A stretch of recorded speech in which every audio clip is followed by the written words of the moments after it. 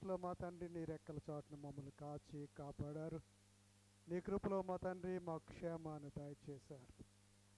మరి యొక్క పరిశుద్ధ దినాన్ని మా తండ్రి నీ కృపలో మా తండ్రి మేము మేలుకొని మన నేను స్తుతించడానికి, ధ్యానించడానికి, నీ వాక్యపు లోతులు మా తండ్రి గ్రహించడానికి మాకు ఇచ్చిన ఈ సమయం కొరకై నీకే స్తోత్రాలు చెల్లించుకుంటున్నాం.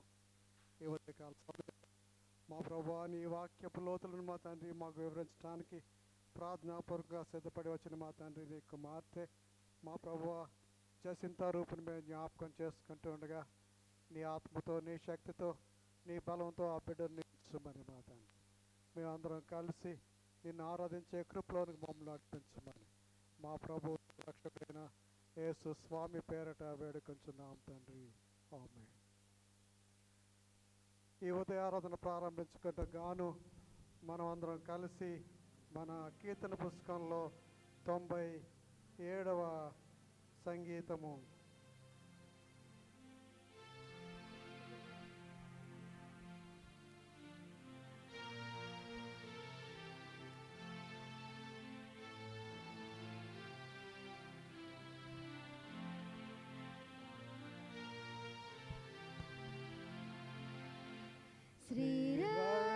శ్రీరక్షకుని నామము కీర్తించి కొలుడి, కీర్తించి కొలుడి. కిరీటముంచి చాటుడి శ్రీరాజా రాజా రాజా రాజాధిరాజ శ్రీరాజా శ్రీరక్షకుని నామము Sriraja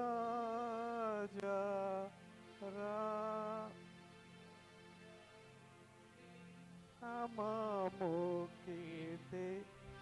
All hail the power of Jesus Christ. Sorry నా ట్యూన్ కూడా పోయింది, పాడండి. పరేసుహాత సైన్యము మీరాజు ఇయనే, మీరాజు ఇయనే. కిరీటముంచి చాటుడి శ్రీరాజా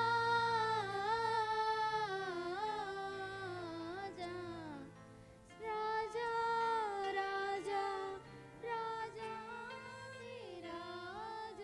శ్రీరాజా.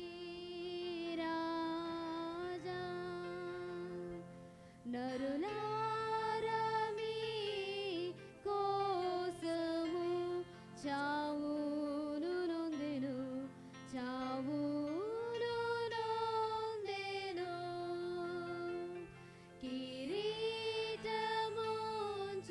చాటుడి శ్రీరాజా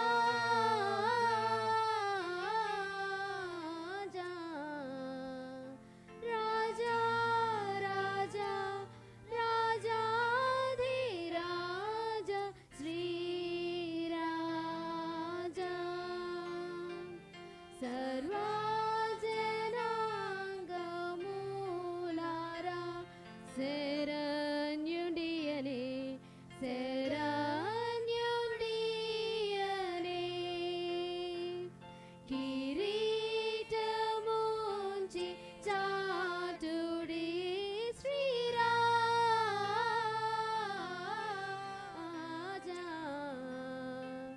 రాజా రాజా రాజా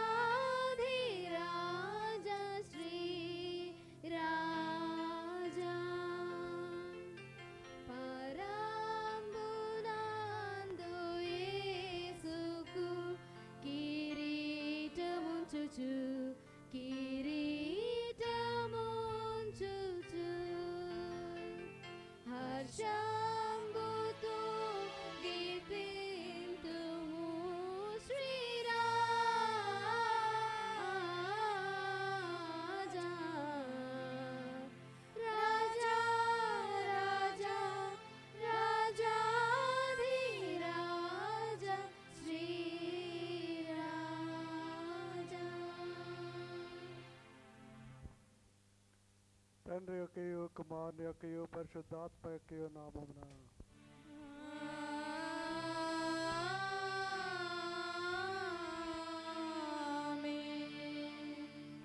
నీ వెలుగును నీ సత్యమును బయలుదేర చేయము. అవి నాకు త్రోవ చూపును, అవి నీ పరిశుద్ధ పర్వతమునకును నీ నివాస స్థలమునకును నన్ను తోడుకొని వచ్చును. అప్పుడు నేను దేవుని బలిపీఠం వద్దకు నాకు ఆనంద సంతోషములు కలుగు చే దేవుని వద్దకు చేరుదును. దేవా నా దేవా, సితారా వాయించుతూ నీకు కృతజ్ఞతాస్తుతులు చెల్లించదును. ప్రభువునందు ప్రియులారా, యథార్థ హృదయంతో మన తండ్రి అయిన దేవుని సమీపించి ఆయన ఎదుట మన పాపలను ఒప్పుకొని మన ప్రభు అయిన యేసుక్రీస్తు పేరట మనకు క్షమాపణ దయచేయమని వేడుకొందాము. ప్రభు నామము వలననే మనకు సహాయము కలుగుచున్నది.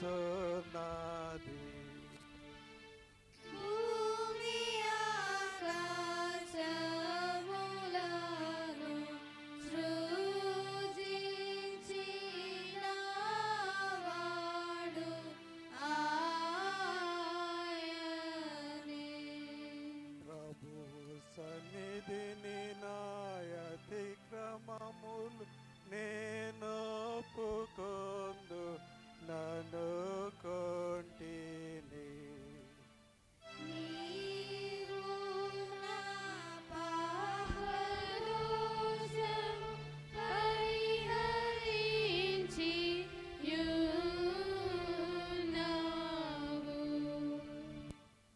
మా సృష్టికర్తవు విమోచుడువైన సర్వశక్తి గల దేవా, దీనులము పాపులమగు మేము స్వాభావికంగా పాపులమనియు అపవిత్రులమనియు తలంపు వలన మాట వలన క్రియ వలన నీకు విరోధంగా పాపం చేస్తామనియు నీ ఎదుట ఒప్పుకొనుచున్నాము. కావున మేము మా ప్రభు అయిన యేసుక్రీస్తు నిమిత్తమున నీ కృపను వెదకుచు వేడుకొనుచు మితిలేని కనికరం గల నీ యొద్దకు ఆశ్రమకై వచ్చుచున్నాము.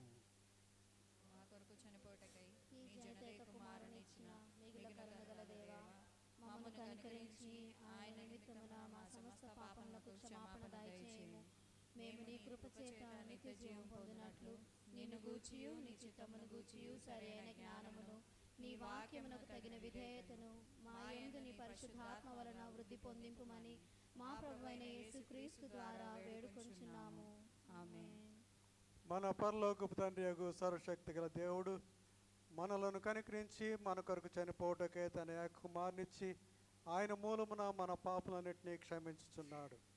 ఆయన నామందు విశ్వాసముంచు వారికి దేవుని కుమారులు కుమార్తెలకు అధికారం ఇచ్చు వారికి తన పరిశుద్ధాత్మను అనుగ్రహించును. నమ్మి బాప్తిసం పొందిన వారు రక్షించబడుదురు.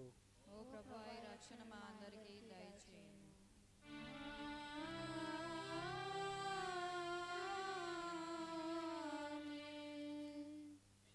ఈస్టర్ తరువాతి 4వ ఆదివారం కొరకు ఏర్పాటు చేయబడిన ప్రారంభ గీతము చదువుకుందాము.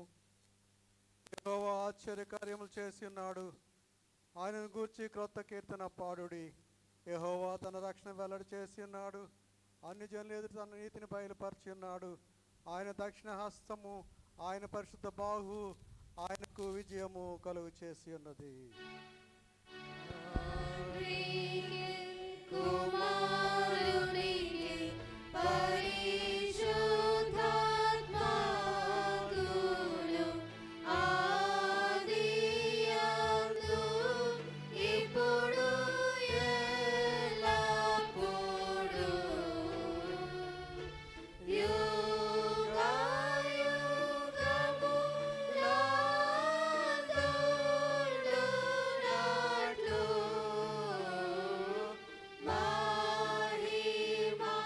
Hallelujah.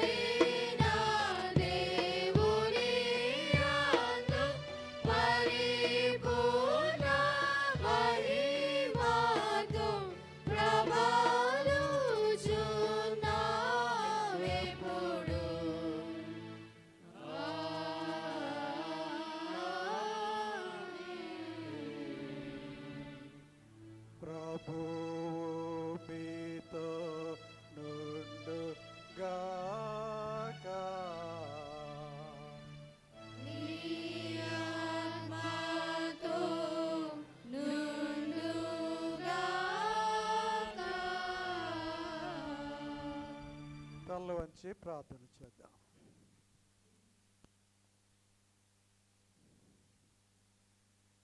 ఓ దేవా, నీ యందు విశ్వాసం ఉంచే వారి మనస్సులను ఏకీభవింపచేయుచున్నావు. నీ ప్రజలమైన మేము నీవు ఆజ్ఞాపించు వాన్నే ప్రేమించి నీవు వాగ్దానం చేసిన వాటిని అపేక్షించు లోకమందు నానా విధమైన మార్పులు కలుగుచున్నను నిజమైన సంతోషం ఎక్కువ ఎక్కడ కలుగునో అక్కడనే మా హృదయములను నిలుపునట్లు మాకు కృప దయచేయమని నీతోనూ పరిశుద్ధాత్మతోనూ సదా ఏకదేవుడై యుగయుగంలో జీవించు పరిపాలించునుండు నీకు మాడును మా ప్రభు అయిన యేసుక్రీస్తు ద్వారా మాకు దయచేయమని నిన్ను వేడుకొనుచున్నాము. ఆమేన్. దయచేసి కూర్చునండి.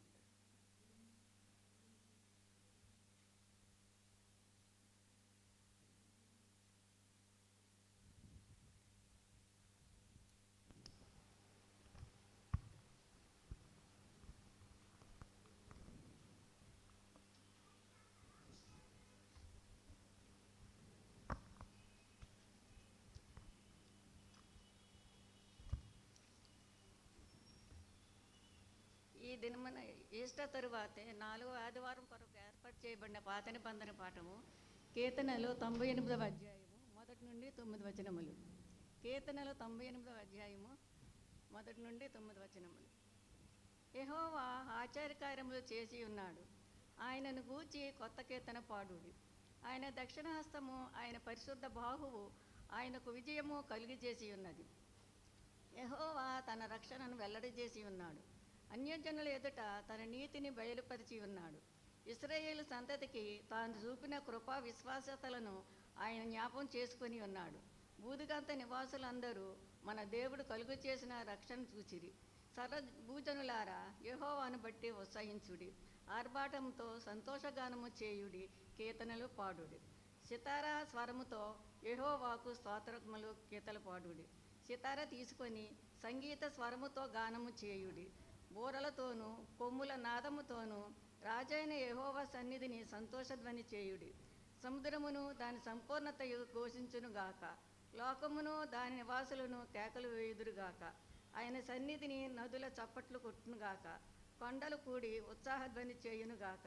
భూమికి తూర్పు తీర్చుటకై, నీతిని బట్టి లోకమునకు తీర్పు తీర్చుటకై, న్యాయమును బట్టి జనములకు తీర్పు తీర్చుటకై యెహోవా వేంచేసి ఉన్నాడు. దేవుడి వాక్యం దీవించునుగాక.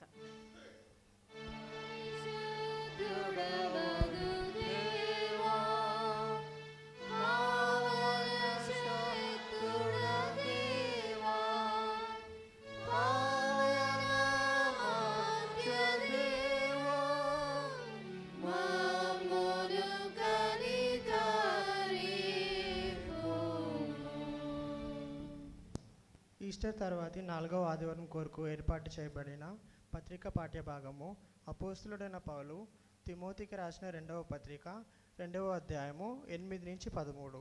అపోస్తులుడైన పౌలు తిమోతికి రాసిన 2వ పత్రిక 2వ అధ్యాయము 8 నుంచి 13 వరకు. Remember that Christ of the seed of David was raised from the dead according to my gospel, for which I suffered trouble as an evildoer, even to the point of chains, but the word of God is not chained. Therefore I endure all things for the sake of the elect, that they also may obtain salvation which is in Christ Jesus with eternal glory. This is a faithful saying, for if we died with him, we shall also live with him. If we endure, we shall also reign with him. If we deny him, he will also deny us. If we are faithless, he remains faithful. He cannot deny himself. Patrika Patam ikkada muginu.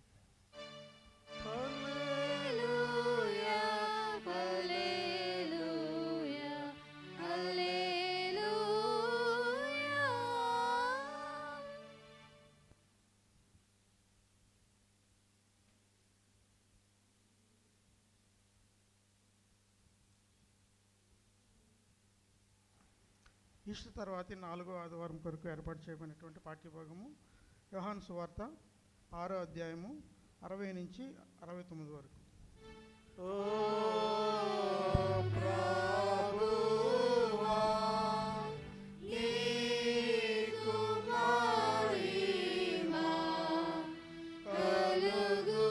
కలుగునుగా యోహాను సువార్త 60వ అధ్యాయము 60 నుంచి 69 వచ్చినారు. ఆయన శిష్యులలో అనేకులు ఈ మాట విని, ఇది కఠినమైన మాట, ఇది ఎవడునూ వినగలడని చెప్పుకొనిరి. యేసు తన శిష్యులు దీనిని గూర్చి సనుగుకొనుచున్నారని తనకు తానే ఎరిగి వారితో ఇట్లనెను, దీనివల్ల మీరు అభ్యంతరపడుచున్నారా? అలాగైతే మనిషి కుమారుడు మునుపున్న చోటునకు ఎక్కుట మీరు చూచిన ఎడల ఏమందరు? ఆత్మయే జీవింపజేయుచున్నది, శరీరము కేవలము నిష్ప్రయోజనము.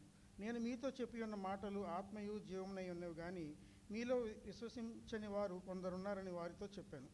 విశ్వసించని వారెవరో, తన్ను అప్పగింపబోవాడెవడో మొదటి నుండి యేసునకు తెలియను. మరియు ఆయన తండ్రి చేత వానికి కృప అనుగ్రహింపబడకుంటే ఎవడునూ వాని యొద్దకు రాలేడని ఈ హేతువును బట్టి మీతో చెప్పితేనను. అప్పటి నుండి ఆయన శిష్యులలో అనేకులు వెనుక తీసి మరి ఎన్నడూ ఆయనను వెంబడింపలేదు. కాబట్టి యేసు, మీరు కూడా వెళ్ళిపోవాలని ఉన్నారా అని 12 మందిని అడగగా, సీమోను పేతురు, ప్రభువా, ఎవని యొద్దకు వెళ్ళుదుము? నీవే నిత్య జీవపు మాటలు గలవాడవు, నీవే దేవుని పరిశుద్ధుడవని మేము విశ్వసించి ఎరిగి ఉన్నామని ఆయనతో చెప్పాను. దేవుని వాక్యంత పర్యంతం.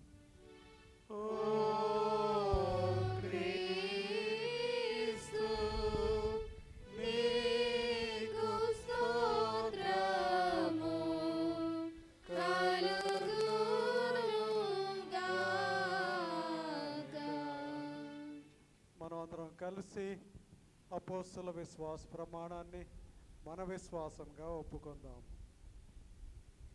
భూమి ఆకాశము సృజించిన సర్వశక్తి గల తండ్రి అయిన దేవుని నేను నమ్ముచున్నాను. ఆయన కుమారుడు మన ప్రభువైన యేసుక్రీస్తును నమ్ముచున్నాను. ఈయన పరిశుద్ధాత్మ వలన గర్భము ధరింపబడి కన్య అయిన మరియకు పుట్టి పొంతి పిలాతు అధికారము క్రింద శ్రమపడి సిలువ వేయబడి చనిపోయి సమాధి చేయబడిననియు అదృశ్య లోకంలోనికి దిగిననియు చనిపోయిన వారిలో నుండి 3వ దినమున లేచి పరలోకమునకెక్కి సర్వశక్తి గల తండ్రి అగు దేవుని కుడి చేతి వైపున కూర్చుండి ఉన్నాడనియు సజీవులకును మృతులకును తీర్పు చేయుటకు అక్కడ నుండి వచ్చుననియు నమ్ముచున్నాను. పరిశుద్ధాత్మను నమ్ముచున్నాను. పరిశుద్ధ క్రైస్తవ సంఘమగు పరిశుద్ధుల సహవాసమును పాప క్షమాపణయు శరీర పునరుత్థానమును నిత్య జీవమును ఉన్నవని నమ్ముచున్నాను. ఆమేన్. దయచేసి కూర్చోనండి. ఈ ఆదివార ఆరాధనలో దేవుని యొక్క వాక్యాన్ని ధ్యానించడానికి మన సంఘ విశ్వాసి, మన కుమార్తె జసింత రూపును ఏర్పాటు చేసుకున్నాం మనం. మరి ఆ బిడ్డ ప్రార్థనాపూర్వకంగా వచ్చింది. రూపు విషయం మీకు అందరికీ తెలుసు. మరి సాదరంగా ప్రేమతో ఆ బిడ్డను దేవుని యొక్క వాక్యాన్ని అందించమని ఆహ్వానిస్తూ ఉన్నాను. దానికి సిద్ధపడిగా మనం అందరం కలిసి మన కీర్తన పుస్తకాల్లో 531వ సంగీతము రేగ త్వరపడకు ఓర్చుకో అనే సంగీతం పాడుకుందాం.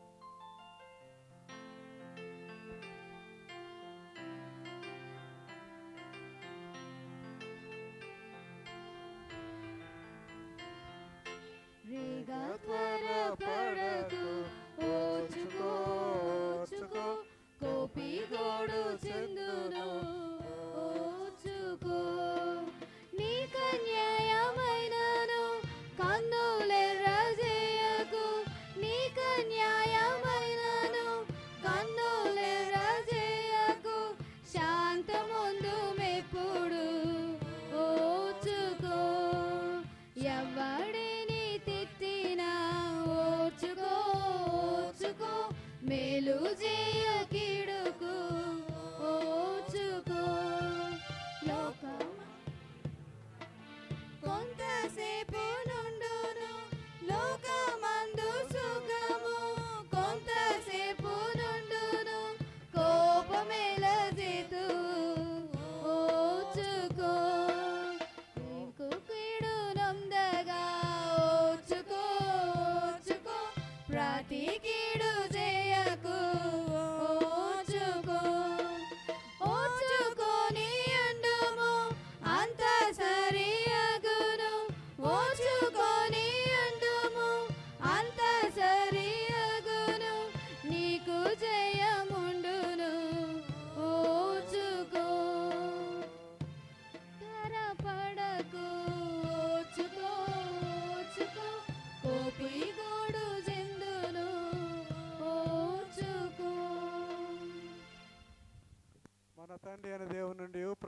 యేసుక్రీస్తు నుండి కృపయు సమాధానం మీకు కలుగునుగాక. ఆమేన్. దయచేసి కూర్చోండి.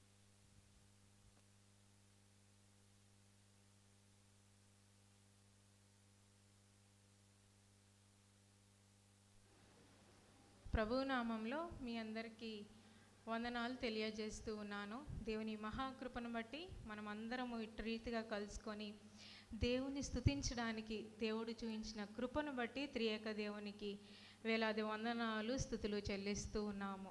ఈస్టర్ తర్వాతి 4వ ఆదివారము కొరకు ఏర్పాటు చేయబడిన లేఖన భాగాలు మనం చదువుకున్నాము. ప్రార్థన చేసుకొని ధ్యానం చేద్దాము. మహాగణుడా, మహోన్నతుడా, జీవాధిపతి, నీకు స్తోత్రం స్వామి. ప్రభా, ఆరాధనలో ఇప్పటి వరకు నీ కృప దయచేసి సమస్తం నీ నామానికి మహిమకరంగా జరిగించుకున్నారు. ఈ సమయంలో తండ్రి, నీ లేఖన భాగాలు మేము ధ్యానం చేయబోతూ ఉండగా మీరు మాతో మాట్లాడండి. వినగల చెవులను, గ్రహించగల మనస్సును మా అందరికీ దయచేయమని, జరగనయ్యున్న ఆరాధన సమస్తము క్రమంగా మర్యాదగా నీ నామానికి మహిమకరంగా జరిగించుకోమని యేసు నామమున అడుగుతున్నాం తండ్రి. ఆమేన్. ఏర్పాటు చేయబడిన లేఖన భాగాలు మనం చదువుకున్నాము. కీర్తనల గ్రంథము పాత నిబంధన పాఠ్య భాగముగా కీర్తనల గ్రంథము 98వ కీర్తన మనం చదువుకున్నాము. 98వ కీర్తన మొదటి వచనాన్ని చదువుకుందాము. యెహోవా ఆశ్చర్య కార్యములు చేసి ఉన్నాడు, ఆయనను గూర్చి క్రొత్త కీర్తన పాడుడి. యెహోవా ఆశ్చర్య కార్యములు చేసి ఉన్నాడు. రెండవదిగా పత్రిక పాఠ్యభాగం మనం చదువుకున్నప్పుడు తిమోతి 2వ పత్రిక 2వ అధ్యాయం 8 నుండి 13 వచనాలు మనం చదువుకున్నాము. 2వ అధ్యాయం 10వ వచనం చివరి భాగం చదువుకుందాము. క్రీస్తు యేసునందలి రక్షణ పొందవలెనని నేను వారి కొరకు సమస్తమును ఓర్చుకొనుచున్నాను. క్రీస్తు యేసునందలి రక్షణ పొందవలెనని నేను వారి కొరకు సమస్తమును ఓర్చుకొనుచున్నాను. అదేవిధంగా 12వ వచనం మనం చదువుకుందాము. 2వ తిమోతి 2వ అధ్యాయం 12వ వచనము. సహించిన వారమైతే ఆయనతో కూడా ఏలుదుము. సహించిన వారమైతే ఆయనతో కూడా ఏలుదుము. 10వ వచనం చివరి భాగం మనం చదివినప్పుడు నేను వారి కొరకు సమస్తమును ఓర్చుకొనుచున్నాను అని చదివాము. 12వ వచనం చదివినప్పుడు సహించిన వారమైతే ఆయనతో కూడా ఏలుదుము. స్వార్థ పాఠ్యభాగం చదువుకుందాం. యోహాను సువార్త 6వ అధ్యాయం 60వ వచనం నుండి 69వ వచనం వరకు చదువుకున్నాం. 60వ వచనం చదువుకుందాం. యోహాను సువార్త 6వ అధ్యాయం 60వ వచనము. ఆయన శిష్యులలో అనేకులు ఈ మాట విని, ఇది కఠినమైన మాట, ఇది ఎవడు వినగలడని చెప్పుకొనిరి. ఇది కఠినమైన మాట, ఇది ఎవడు వినగలడని చెప్పుకొనిరి. 3 పాఠ్యభాగాలు మనం చదువుకున్నాం. అందులో ఒక్కొక్క వచనం మనం తీసుకున్నాం.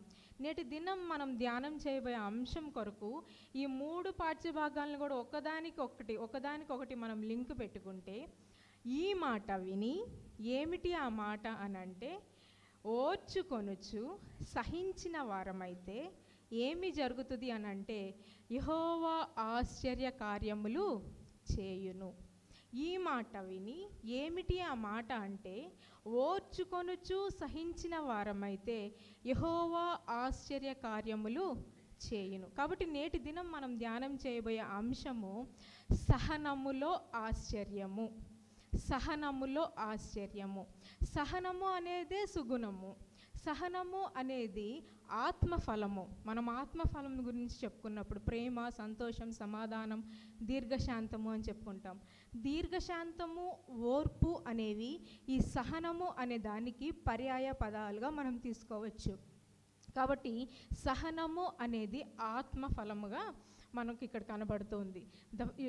Patience is the fruit of spirit. కానీ మనం ఇప్పుడు ఎలాంటి సొసైటీలో ఉంటున్నామంటే అన్నీ ఇన్స్టెంట్గా అయిపోవాలి.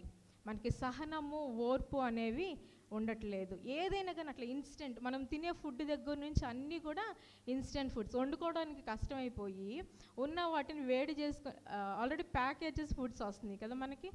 అలాగా ఏదైనా ఇన్స్టెంట్గా జరిగిపోవాలి. మనం ప్రార్థన చేయగానే మనకి ఇన్స్టెంట్గా సమాధానం వచ్చేయాలి. అసహనము ఉన్న ఈ యొక్క సొసైటీలో మనం ఉంటూ ఉన్నాము. అసహనము వల్ల అనర్థాలే తప్ప దానివల్ల ఉపయోగము ఏమీ లేదు. అసహనము వల్ల కుటుంబాలు విడిపోతాయి, మాట పెరుగుతుంది.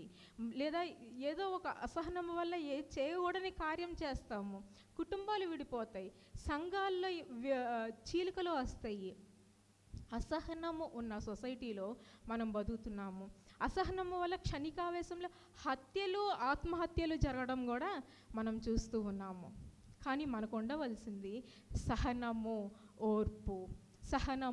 దేవుని ఆత్మఫలం అది. మనము సహనము కలిగిన వారంగా ఉండాలి. మనం ప్రార్థన చేయగానే లేదా దేవుడు మనకు వాగ్దానం ఇవ్వగానే ఆ వాగ్దానం నెరవేరిపోవాలి. కానీ దేవుని వాగ్దానాలు మనం పొందుకోవాలన్నా కూడా మనకు ఓర్మి కలిగి ఉండుట మీకు చాలా ముఖ్యము అని పరిశుద్ధ గ్రంథంలో ఉంటుంది. చదువుదాం. హెబ్రీ పత్రిక 10వ అధ్యాయం 36వ వచనం చదువుదాం. హెబ్రీ పత్రిక 10వ అధ్యాయం 36వ వచనం చదువుదాం. మీరు దేవుని చిత్తమును నెరవేర్చిన వారై వాగ్దానము పొందు నిమిత్తము మీకు ఓరిమి అవసరమై ఉన్నది. మీరు దేవుని చిత్తమును నెరవేర్చిన వారై వాగ్దానము పొందు నిమిత్తము మీకు ఓరిమి అవసరమై ఉన్నది. అటు దేవుని చిత్తాన్ని మనం నెరవేర్చిన వారంగా ఉండాలి అనన్నా, దేవుని వాగ్దానాన్ని మనం పొందుకునే వారంగా మనం ఉండాలి అనన్నా మనకు ఓర్పు, సహనము అవసరమై ఉన్నది. కీర్తనకారుడు తన కీర్తనలో రాస్తూ అంటాడు, 40వ కీర్తన 1వ వచనంలో మనం చదివినప్పుడు, యెహోవా కొరకు నేను సహనముతో కనిపెట్టుకొంటిని, ఆయన నాకు చెవియొగ్గి నా మొర ఆలకించెను. యెహోవా కొరకు నేను సహనముతో కనిపెట్టుకొని ఉన్నాను, అప్పుడు ఆయన నా మొర విని నాకు చెవియొగ్గి నా మొర ఆలకించి ఉన్నాడు అని చెప్తూ ఉన్నాడు. మనం ప్రార్థన చేసేటప్పుడు సహనముతో ప్రార్థన చేసే వారంగా ఉండాలి. ఆ ప్రార్థన చేసిన తర్వాత ఆ ఫలితాన్ని మనము పొందుకోవాలి అనన్నా సహనముతో వేచి ఉండే వారంగా మనం ఉండాలి. జనరల్గా మనము సహనము, ఎవరైనా మనిషి మన ఎదుటి మనిషి పట్ల సహనం కలిగి ఉంటే అది చేతకానితనమో లేదా అది వారి బలహీనతో అనుకుంటాము. కానీ సహనము అనేది ఇట్స్ ఎ పవర్, ఒక శక్తి. అది బలహీనత కాదు. Your patience is your power. అది శక్తి. ఒక మనిషి ఎదుటి మనిషి మీద సహనముతో ఉన్నాడు అనంటే అది అతనికి మేలు కలగబోతుంది అని మనము అర్థం చేసుకోవాలి. ఒక స్త్రీ తన తాగుబోతు భర్త మీదో లేదా తన అత్తమామల పట్ల సహనం కలిగి ఉంటుంది. భర్త గయాలి భార్య పట్ల సహనం కలిగి ఉంటాడు. మాట వినని పిల్లల పట్ల తల్లిదండ్రులు సహనం కలిగి ఉంటారు అని అంటే దానికి అర్థము అది వారి బలహీనత అని కాదు, అది దేవుడు వారికి ఇస్తున్నటువంటి శక్తి. అది వారు సహనముతో ఉన్నప్పుడు తర్వాత వారి సహనానికి తగిన ప్రతిఫలాన్ని వారు పొందుకుంటారు. చిన్న చిన్న విషయాలకే మనము సహనాన్ని అలవాటు చేసుకుంటే ఎంత పెద్దటి సమస్య మన ఎదుట ఉన్నా కూడా మనము అదే సహనాన్ని అలవర్చుకొని ముందుకు వెళ్తాము. ఒక భక్తుడు ఈ విధంగా అంటూ ఉంటాడు సహనము గురించి, patience waits for the right time, for the right principles and in a right way. అంటే సహనము సరి అయిన సమయము కొరకు ఎదురు చూస్తుంది, సరి అయిన నియమాల కొరకు ఎదురు చూస్తుంది, సరి అయిన విధానం కొరకు ఎదురు చూస్తుంది. Patience waits for the right time, for the right principles and in a right way. కాబట్టి మనము ఆ సహనముతో అట్లా ఎదురు చూసినప్పుడు the fruit of patience is very sweet అంట. అది చాలా ఆనందంగా మన హృదయము చాలా ఆనందంతో ఉప్పొంగిపోతూ ఉంటుందంట మనం సహనం కలిగి ఉండి తర్వాత ఆశీర్వాదాలు పొందుకున్నప్పుడు. రోమపత్రిక 5వ అధ్యాయం 3వ వచనం మనం చదువుకున్నప్పుడు, రోమపత్రిక 5వ అధ్యాయం 3వ వచనము, శ్రమ ఓర్పును, ఓర్పు పరీక్షను, పరీక్ష నిరీక్షణను కలుగచేయును. శ్రమ ఏం కలుగజేస్తుంది అంటండి? ఓర్పును. శ్రమ ఓర్పును కలుగచేస్తుంది. శ్రమ ఓర్పును కలుగచేయడం ఏమిటి అని అంటే, మనము ఉదాహరణకు తీసుకుంటే పుట్టుడు బిడ్డలు ఉన్న తల్లిని తీసుకున్నప్పుడు ఆ తల్లికున్న ఓర్పు పెళ్లి కాని స్త్రీకి ఉండదు. ఆ తల్లికి ఎందుకు అంత ఓర్పు అని అంటే, ఆమె లేచిన దగ్గర నుంచి కూడా పడుకునే వరకు తన సంసారాన్ని మొత్తాన్ని చక్కగా చూసుకుంటూ పిల్లలకి అన్నీ చేసి పెడుతూ ఆమె చాలా శ్రమిస్తూ ఉంటుంది. అంత శ్రమించిన ఆమె సహనముతోనే ఉంటుంది. శ్రమ ఓర్పును కలుగజేస్తుంది. కానీ ఈ పెళ్ళికని స్త్రీ విషయం మనం తీసుకుంటే ముక్కు మీద కోపం ఉంటుంది కదండి. ఇటు వస్తువు తీసి అటు పెట్టరు. మనం కూడా మాట్లాడుకుంటూ అంటాం, పెళ్ళికి ముందు చాలా కోపం ఉండేదండి, కానీ ఇప్పుడు చాలా తగ్గిపోయింది నాకు అంటాము. శ్రమ ఓర్పును కలిగజేస్తుంది. ఒక యవనస్తుడు పాస్టర్ గారి దగ్గరికి వెళ్ళి ప్రార్థన చేయండి పాస్టర్ గారు అని చెప్తూ, నాకు ఓర్పు సహనము లేకుండా ఉంటుందండి, ఎవరి మీద పడితే వారి మీద అరిచేస్తున్నాను, మరి నా కోసం ప్రార్థన చేయండి అని అడిగినప్పుడు పాస్టర్ గారు ప్రార్థన చేస్తూ ఆ ప్రార్థనలో అంటారంట, ఏమని, అయ్యా ఇతనికి శ్రమను కలుగు చేయి అని. అదేంటండి, నేను శాంతంతో ఉండాలి, సమాధానంతో ఉండాలి, నాకు ఓర్పు కావాలి, సహనం కావాలని ప్రార్థన చేయమని అంటే మీరు నాకు శ్రమలు కలిగి చేయమని ప్రార్థన చేయమంటారు ఏంటి అని అడిగినప్పుడు పాస్టర్ గారు అంటారంట, నీవు సహనము కలిగి ఉండాలి అని అంటే దానికి మార్గము నువ్వు శ్రమ పడటమే, నీకు శ్రమ కలగడమే నీకు సహనానికి మార్గము అని చెప్తాడట.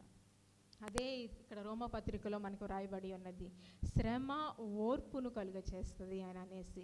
పరిశుద్ధ గ్రంథంలో మనం ఇంకా చదువుతూ ఉన్నప్పుడు ఈ సహనం గురించి వ్రాయబడి మాటలు చదివితే రోమపత్రికలోనే 15వ అధ్యాయం 6వ వచనం చదువుకుందాము. రోమపత్రిక 15వ అధ్యాయం 6వ వచనం చివరి భాగాన్ని చదువుదాము. ఒకనితో ఒకడు మనస్సు కలిసిన వారై ఉండునట్లు ఓర్పునకును ఆదరణకును కర్తయగు దేవుడు మీకు అనుగ్రహించునుగాక. ఓర్పునకును ఆదరణకును కర్తయగు దేవుడు మీకు అనుగ్రహించును. మనం అంటూ ఉంటాము మాటల్లో, నాకు ఇంకా సహనం కోల్పోతున్నాను, నాకు ఓర్పు లేదు, ఇంకా దేనికైనా ఒక లిమిట్ ఉంటుంది, నేను నా సహనాన్ని కోల్పోతున్నాను. అలాంటప్పుడు నీవు నీ మనస్సు ఇతరుల మనస్సుతో కలిసి ఉండాలి అని అంటే అప్పుడు నువ్వు ఎవరి వైపు తిరగాలి అని అంటే ఓర్పునకు కర్తయగు దేవుడు నీకు అనుగ్రహిస్తాడు. కాబట్టి నీవు ఆయన వైపు తిరిగి ఆయనకు ప్రార్థన చేయాలి. ఓర్పునకును ఆదరణకును ఆయన కర్తగా ఉంటూ ఉన్నాడు. ఇంకా పరిశుద్ధ గ్రంథంలో మనం చదువుతూ ఉన్నప్పుడు ఓర్పు ఓర్పు అంట మన ప్రాణాల్ని కాపాడుతుందంట, మనం ప్రాణాలు పోకుండా ఓర్పు కాపాడుతుందంట, సహనము కాపాడుతుందంట. అదే ఇంకా చూస్తూ ఉంటే ఓర్పు ద్రోహ కార్యములు జరగకుండా చేస్తుందంట. చదువుదాం ప్రసంగి గ్రంథము 10వ అధ్యాయం 4వ వచనంలో మనం చూస్తే, ప్రసంగి గ్రంథము 10వ అధ్యాయం 4వ వచనంలో మనం చదివితే, ఏలువాడు నీ మీద కోపపడిన ఎడల నీ ఉద్యోగము నుండి నీవు తొలగిపోకుము, ఓర్పు గొప్ప ద్రోహ కార్యములు జరగకుండా చేయును. ఓర్పు గొప్ప ద్రోహ కార్యములు జరగకుండా చేయును. నీ మీద నీ అధికారి కోప్పడితే నువ్వు ఉద్యోగం వదిలేస్తే దానికి ఎవరండి నష్టపోతారు? నీ అధికారి నష్టపోడు, నీ ప్లేస్లో ఇంకొక అతన్ని తీసుకుంటారు, నీకు ఇచ్చే జీతం అతనికి ఇస్తారు, నువ్వు చేసే పని అతను చేస్తాడు. నీ అధికారికి ఏమీ నష్టం కలగదు, కానీ నష్టము నీకు కలుగు. అదే నువ్వు ఓర్పు సహనము కలిగి ఉంటే నువ్వే ఇంకా అభివృద్ధి చెందుతావు. కాబట్టి ఆ ఓర్పు సహనము అనేది మనం కలిగినప్పుడు అది ద్రోహ కార్యాలు అంటే నష్టపోయే కార్యాలు జరగకుండా చేస్తుంది. పరిశుద్ధ గ్రంథంలో ఇంకా మనము ఇట్లా చదువుకుంటూ పోతే ఓర్పు గురించి సహనం గురించి చాలా వచనాలు మనకు కనిపిస్తూ ఉంటాయి. మన యొక్క సాక్ష్యము, మన యొక్క గుణమే మన సాక్ష్యాన్ని పలుకుతుందంట. ఫిలిప్పీ పత్రిక 4వ అధ్యాయం 4వ వచనంలో మనం చదివినప్పుడు, ఫిలిప్పీ పత్రిక 4వ అధ్యాయం 4వ వచనము, మీ సహనము సకల జనులకు తెలియనీయుడి, మీ సహనమును సకల జనులకు తెలియనీయుడు. మన సహనము మనలో ఉన్న గుణాన్ని అందరికీ మనం తెలిసేలాగా చేయాలి.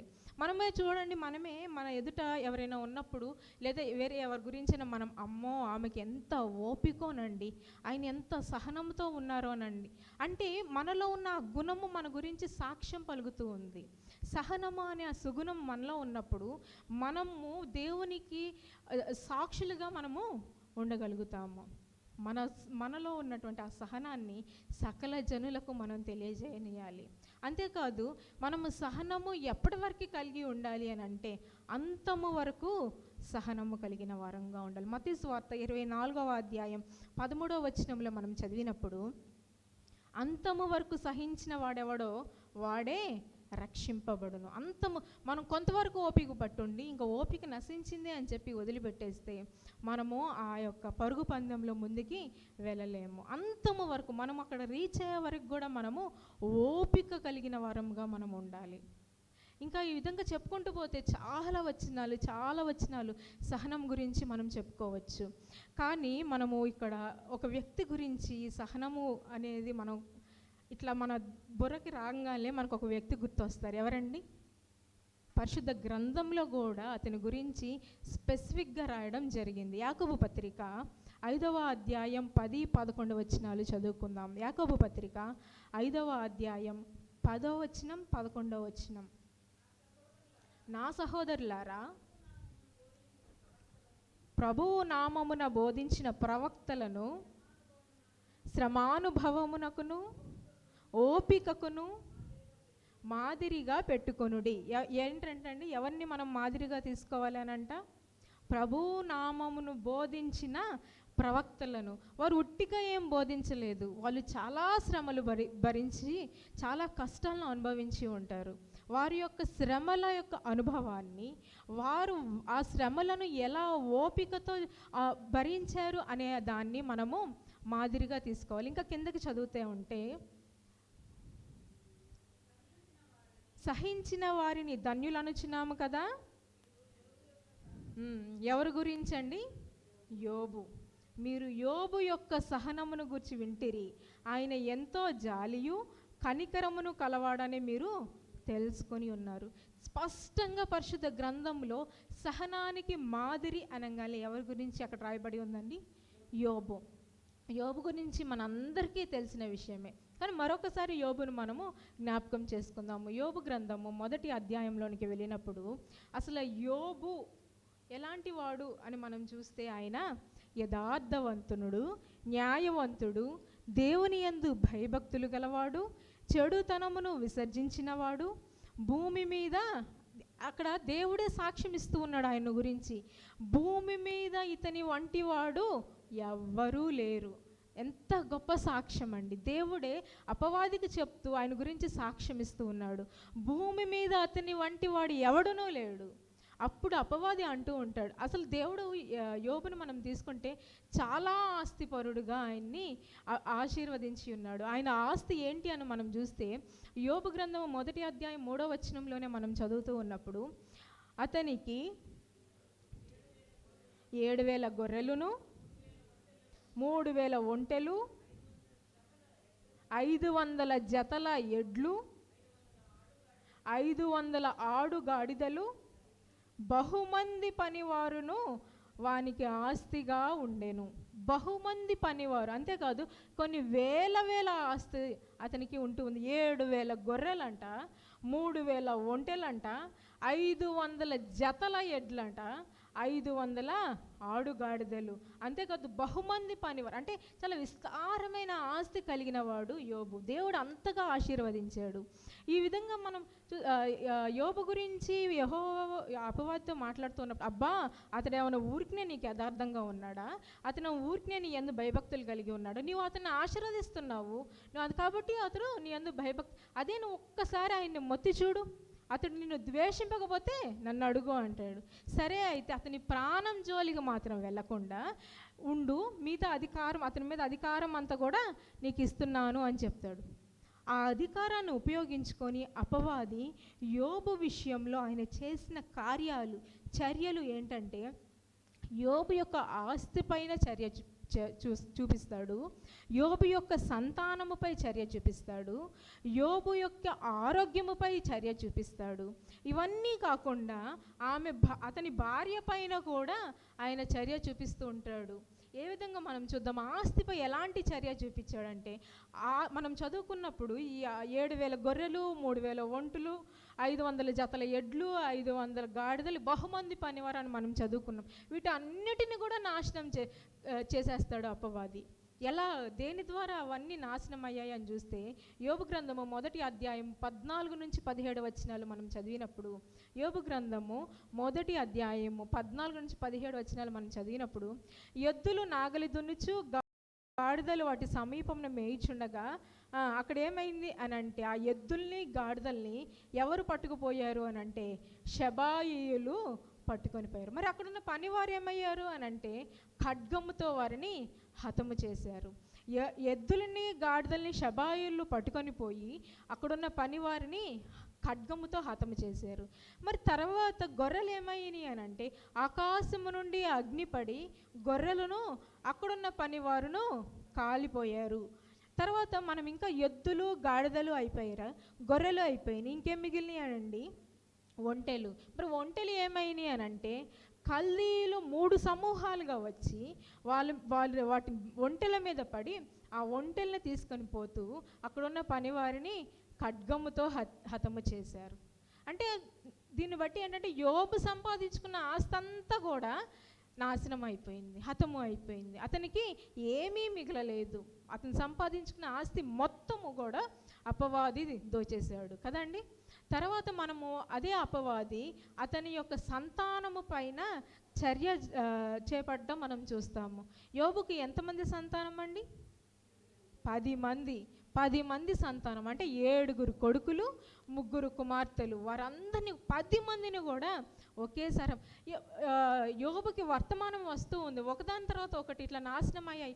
ఒకటి చెప్తూ ఉండగానే ఇంకొకరు వచ్చి చెప్తూ ఉన్నారు. వెంటనే అతనికి అసలు తట్టుకోలేనటువంటి స్థితి. అదే మనమైతే ఏమవుతామండి? తట్టుకోగలుగుతామా?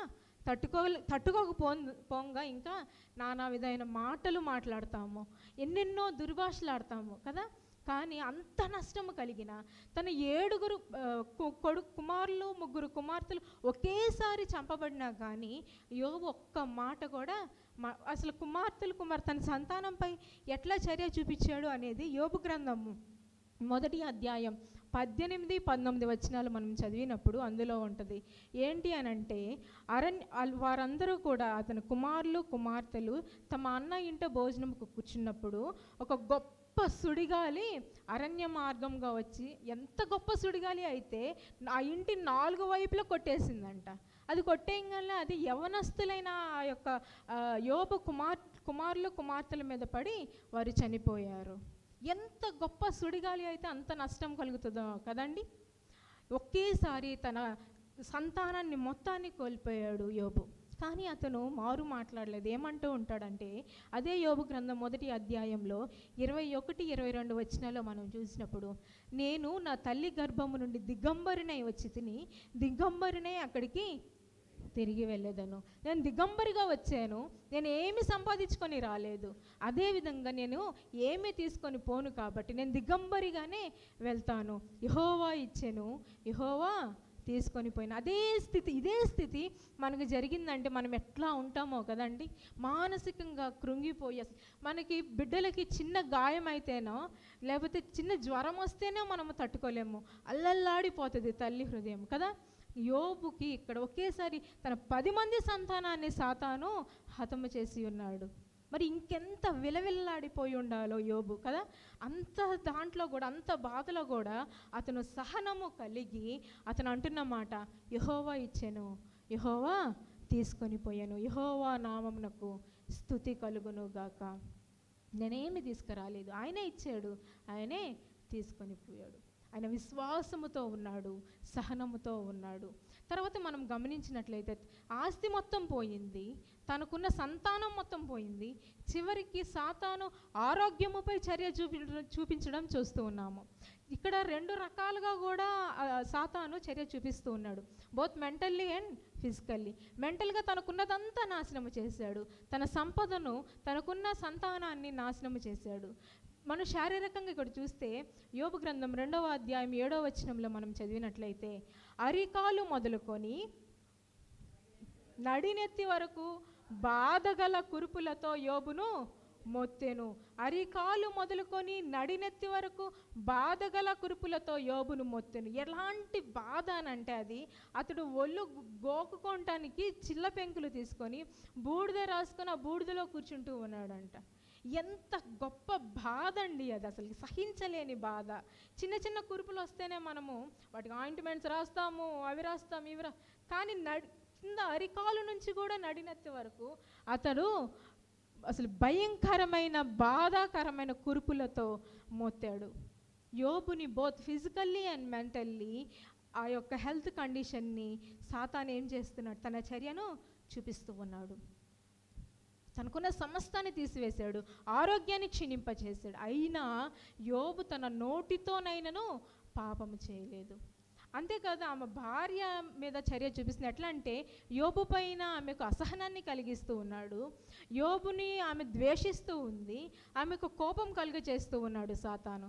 ఆమె వచ్చి అంటది ఏమని, యోబు భార్య 2వ అధ్యాయం 9వ వచనం మనం చూస్తే, అతని భార్య వచ్చి, నీవు ఇంకా యథార్థతను వదలక ఉందువా, దేవుని దూషించి మరణము కమ్మనెను. ఆమె అంటే నువ్వు బతక ఉండడం కంటే నువ్వు చనిపో, నువ్వు దేవుడిని దూషించి. మంచి చెప్పవలసిన భార్య, అయ్యా నువ్వు ఈ స్థితిలో ఉన్నావు, దేవుడు మనల్ని కనికరిస్తాడు, మనము ప్రార్థన చేసుకోవాలి, లేదా మనం ఆయనకి మొర పెట్టాలి, ఆయనకి ఏమైనా చేయవలసిన అర్పణలు మనం చేయాలి అని చెప్పవలసిన భార్య ఆమె ఏమంటుందంటే, నువ్వు ఇంకా నీ యథార్థతను వదిలిపెట్టవా, నువ్వు దూషించు, దేవుణ్ణి దూషించి నువ్వు మరణమగు అంటూ ఉంది. మనము కూడా ఇప్పుడు సమాజంలో కూడా మనం చూస్తూ ఉంటాం, ఎంతోమంది భార్యలు భర్తలు అంటారు, నువ్వు బతికే కంటే సావడం మేలు, అక్కడికి వెళ్ళి సావరాదు అని అంటారు కదండి. మనము అందరి ముందు, మన సంఘము ముందు, దేవుని ఎదుట బాధలోనూ కష్టములోనూ సుఖములోనూ దుఃఖములోనూ వ్యాధిలోనూ బాధలోనూ నీతోనే ఉంటాను అని ప్రమాణం చేస్తాము. కానీ ఆ ప్రమాణాన్ని మనము నిలుపుకోము. నువ్వు ఎక్కడికైనా వెళ్ళి చావరాదు, నువ్వు బతికొనడం దేనికి అని ఎంతోమంది కుటుంబాల్లో భర్తలు భార్యలు అనుకోకుండా ఉన్నవాన్ని మనం ఏమి చూడట్లేదు, ఎంతోమంది అనుకుంటూ ఉన్నారు కదండి. అదేవిధంగా ఇక్కడ యోబు భార్య కూడా వచ్చి అదే అంటూ ఉంది, నీవు యథార్థతను వదిలివేయవా, నీవు యథార్థతను వదిలివే, మంచితనాన్ని వదిలివేయి, నువ్వు దేవుణ్ణి దూషించు, అంతేకాదు నువ్వు ఇవేమీ చేయకపోతే నువ్వు కనీసం మరణమన్నా అవ్వు అంటూ ఉంది.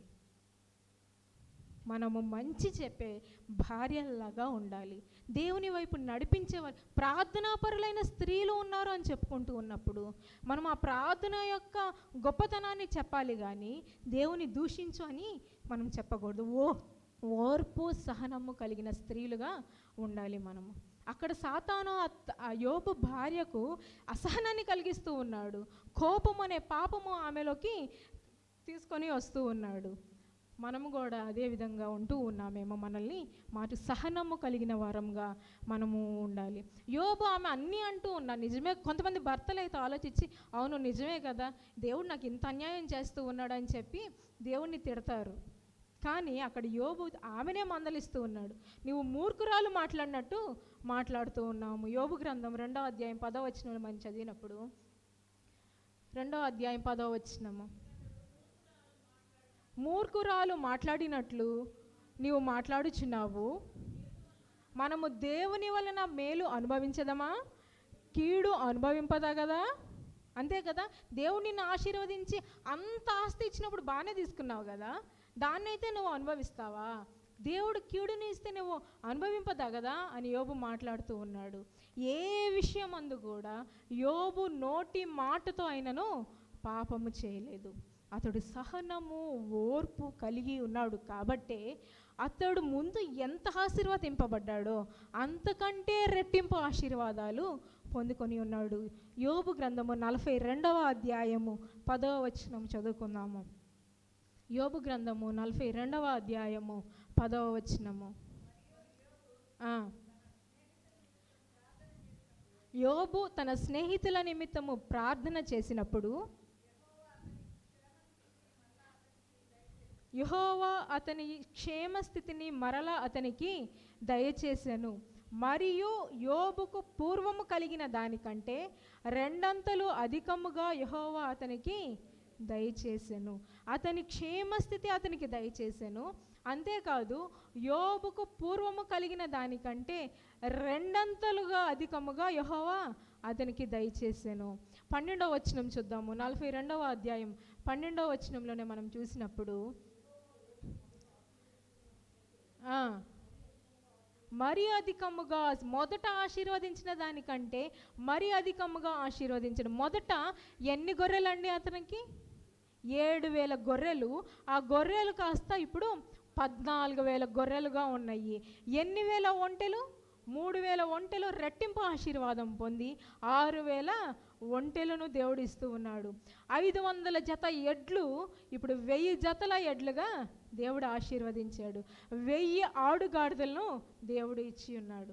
అంతేకాదు అతను పోగొట్టుకున్న అతని సంతానాన్ని 10 మంది సంతానాన్ని దేవుడు అతనికి అనుగ్రహించాడు. ఆ అనుగ్రహించడమే కాదు, అసలు ఆ దేశమందంతటా కూడా యోబు కుమార్తెలంత సౌందర్యవంతులే లేరట. ఎంత గొప్ప ధన్యత అండి! అసలు దేశమందంతటే లేరంట అంత గొప్ప సౌందర్యవంతులు. యోబు ఓర్పు సహనము కలిగి ఉన్నాడు కాబట్టే ఆ ఆశ్చర్య కార్యాలని తన జీవితంలో పొందుకోగలిగాడు. ఒక వ్యక్తి మనకి మాదిరికరంగా ఉన్నాడు అని మనం చదువుకున్నాం. అసలు ఇతని కంటే కూడా the best role model for our patience ఎవరు అనేది మనం చూస్తే పరిశుద్ధ గ్రంథంలో 1 పేతురు పత్రిక 2వ అధ్యాయం 20 నుంచి 23 వచనాల్లో మనం చదివినప్పుడు 1 పేతురు పత్రిక 2వ అధ్యాయం 20 నుండి చదువుకుందాము. తప్పిదమునకై దెబ్బలు తినినప్పుడు మీరు సహించిన ఎడల మీకేమి ఘనము? మీరు తప్పు చేసి మీరు అవమానం పాలైతే అప్పుడు మీరు సహించవచ్చు. అవును, నువ్వు తప్పు చేసావు కాబట్టి నువ్వు సహిస్తాం. దానివలన ఏంటి లాభము? అది కాదు లాభము. మేలు చేసి బాధపడినప్పుడు మీరు సహించిన ఎడల అది దేవునికి హితమగును. ఇంకా కిందకి చదివినప్పుడు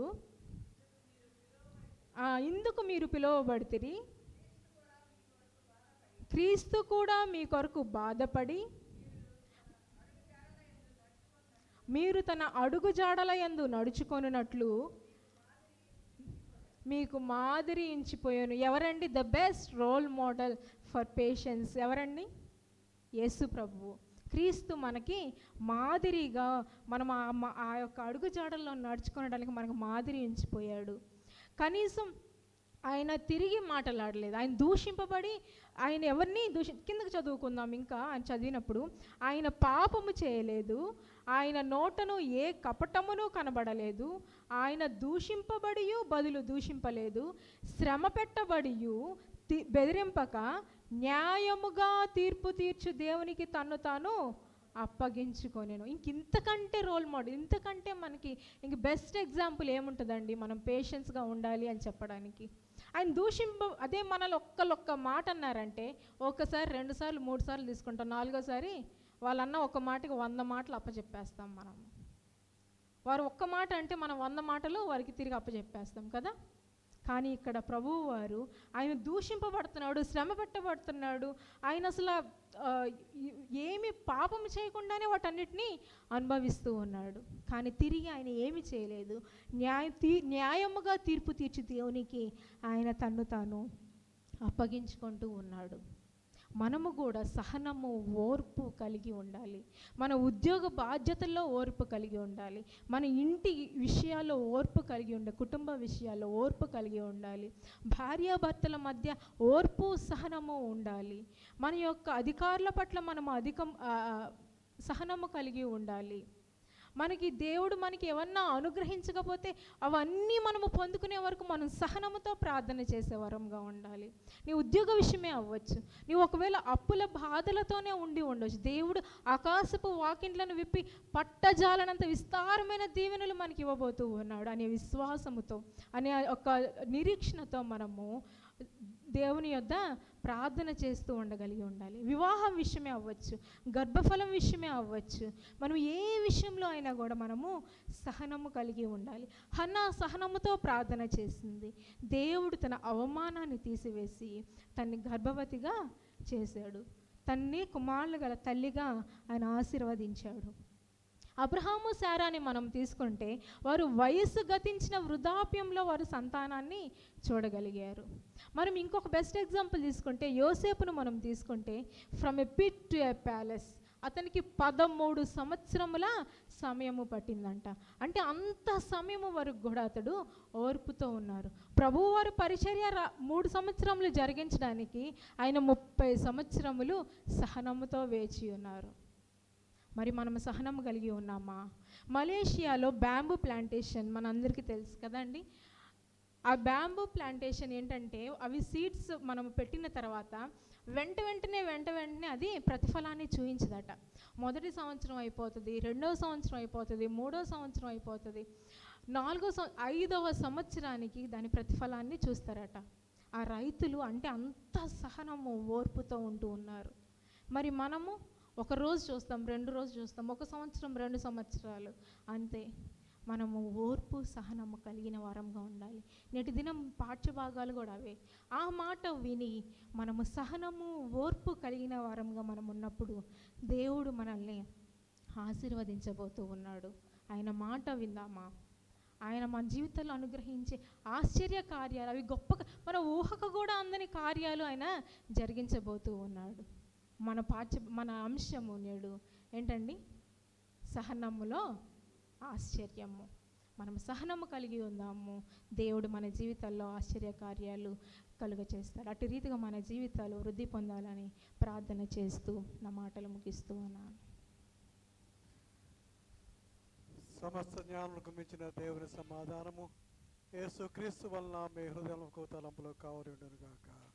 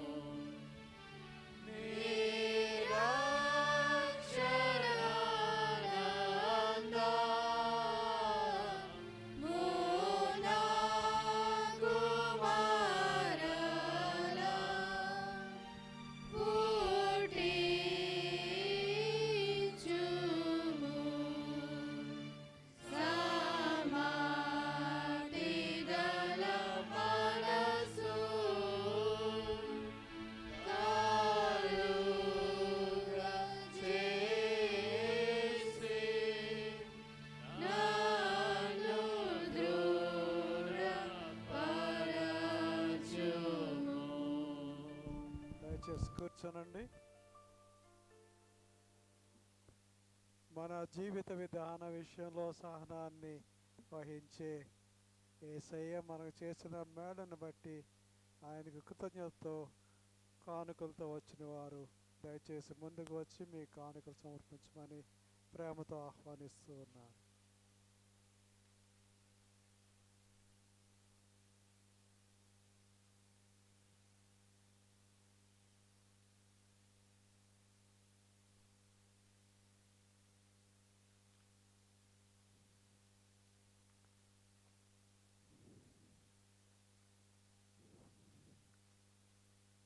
తల వంచి ప్రార్థన చేసుకున్నాం.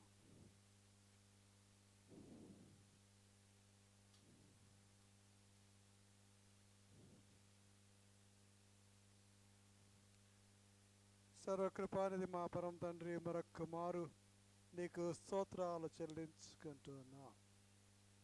మా ప్రభా యెహోవా గుమ్మంలో నీతిమంతులు ప్రవేశిస్తారని మా తండ్రి మీరు సెలవిచ్చిన ప్రకారము నీ నీతితో మా తండ్రి మమ్మల్ని అభిషేకించి నీ దేవాలయంలో మమ్మల్ని తోడుకొని వస్తున్నందుకై నీకే వందనాలు చెల్లించుకుంటున్నాం. ఈ సమయంలో మా తండ్రి నీవు చేసిన ప్రతి మేలును మా తండ్రి మర్చిపోకుండా జ్ఞాపకం చేసుకుంటూ నీకు స్తుతులు స్తోత్రాలు చెల్లించడానికి బహిరంగ సాక్ష్యం చెప్తున్న ఈ బిడ్డలను మా తండ్రి మేము జ్ఞాపకం చేసుకుంటూ నీకే స్తోత్రాలు చెల్లించుకుంటూ ఉన్నాం. మా ప్రభువా, ఈ సమయంలో నీ కుమార్తె మా సోదరి కళ్యాణి సూర్యప్రకాష్ గారిని బట్టి వందనాలు చెల్లించుకుంటూ ఉన్నాం. ఆ బిడ్డ జీవితంలో మా తండ్రి మీరు చేస్తున్న ప్రతి మేలు కొరకే నీకే స్తోత్రాలు చెల్లించుకుంటూ ఉన్నాం. మా ప్రభువా, నీ కృపలో మా తండ్రి కళ్యాణి గారిని సూర్యప్రకాష్ గారిని మీరు దీవించి ఆస్వాదించి వారికి ఇచ్చిన ఇద్దరు కుమార్తెలను బట్టి మా తండ్రి నీకు వందనాలు చెల్లించుకుంటూ మా తండ్రి వారికి ఇచ్చిన చదువులను బట్టి నీకే స్తుతులు స్తోత్రాలు చెల్లించుకుంటూ ఉన్నాం. పెద్ద కుమార్తె మా తండ్రి విషయంలో మా తండ్రి మీరు చూపించిన కృపాంతటి కొరకు వందనాలు మా తండ్రి. ఆ బిడ్డ గ్రాడ్యుయేట్ అవుతుండగా మా తండ్రి ఆ సంతోషంలో మా తండ్రి ఆ బిడ్డలు చెల్లిస్తున్న ఈ ప్రత్యేకమైన వందనాలు మా తండ్రి స్వీకరించమని దీవించమని ప్రార్థన చేసుకుంటూ ఉన్నాం. మా తండ్రి ఇదిగో నీ కుమారుడు మద్దు ప్రభుదాస్ గారి కోసం మా తండ్రి ప్రత్యేకమైన వందనాలు చెల్లించుకుంటూ ఉన్నాం. మా ప్రభువా, నీ సన్నిధికి మా తండ్రి ఆ బిడ్డ కృతజ్ఞత నిండిన హృదయంతో రాగా మా తండ్రి మేము చూచి సంతోషపడి నీకే స్తోత్రాలు తెలియజేస్తున్నాం. మా తండ్రి ఆ బిడ్డకి ఇచ్చిన వయస్సు కొరకు మా తండ్రి ఆయుష్ కొరకు నీకే స్తోత్రాలు. మా తండ్రి ఈ వయసులో ఆ బిడ్డకున్న మా తండ్రి రుగ్మత మా తండ్రి మీకు తెలుసు. మా తండ్రి ఆ వ్యాధి బాధలను మా తండ్రి సహిస్తూ మా తండ్రి నీ అందు విశ్వాసం ఉంచుతూ ముందుకు సాగిపోతుండగా మా తండ్రి నీ చిత్తాన్ని బట్టి మా ప్రభా ఆ బిడ్డ మీద నీ కరుణా హస్తం ఉంచండి. మా తండ్రి స్వస్థపరచమని నీవే స్తుతి మహిమ ఘనత పొందమని ప్రార్థన చేసుకుంటున్నాం. మా తండ్రి నీ కుమారుడు మా తండ్రి జీపీ కిషోర్ కుమార్ గారు బట్టి వందనాలు చెల్లించుకుంటున్నాం. ఈ దేవాలయంలో మా తండ్రి ఆయన చేస్తున్న ప్రతి పని కొరకు నీకు వందనాలు, కార్యభార్యం కొరకు వందనాలు. మరి ముఖ్యంగా నీ కొరకే నమ్మకమైన సేవకుడిగా ఉంటూ మా తండ్రి ఆయన రాబడి అంతట్లో మా తండ్రి ఇదిగో దశం భాగాన్ని తీసుకుని వచ్చి నీ సన్నిధిలో కనపడుతూ ఉండగా మా తండ్రి ఆ బిడ్డకి ఇచ్చిన ప్రతి మేలు కొరకు వందనాలు చెల్లించుకుంటూ ఉన్నాం. ఇంకను ఆరోగ్యము ఆయుష్ మెండుగా దయచేయండి. జరిగిన సర్జరించి మా తండ్రి ఆయన కోలుకుంటూ ఉండగా మా ప్రభువా నీ కృపలో ఆ బిడ్డను మా తండ్రి మరింతగా దృఢపరచమని షీలా గారిని మా తండ్రి కేజీఆర్ను దీవించి ఆశించమని నీ కొరకు మరొక ప్రతిష్ఠించుకోమని ప్రార్థన చేసుకుంటూ ఈ విధమైన కృతజ్ఞత నిండిన జీవితాలు మాలో ప్రతి ఒక్కరికి దయచేసి నీ సన్నిధిలో కనిపించే ఆ గొప్ప దీవెన దయచేయమని బిడ్డలు దీవించి పంపించమని మా ప్రభువును రక్షకుడైన యేసు స్వామి పేట వేడుకొంచున్నాం తండ్రి. ఆమేన్. తండ్రి కుమార పరిశుద్ధ ఆత్మ దీవెన ఇప్పుడు ఎల్లప్పుడూ సదాకాలం మీకు తోడై ఉండును గాక. ఆమేన్. ఈ సమయంలో ఆనంద్ గారి కుటుంబం వచ్చి ఒక ప్రత్యేకమైన పాట పాడి దేవుని స్తుతిస్తారు.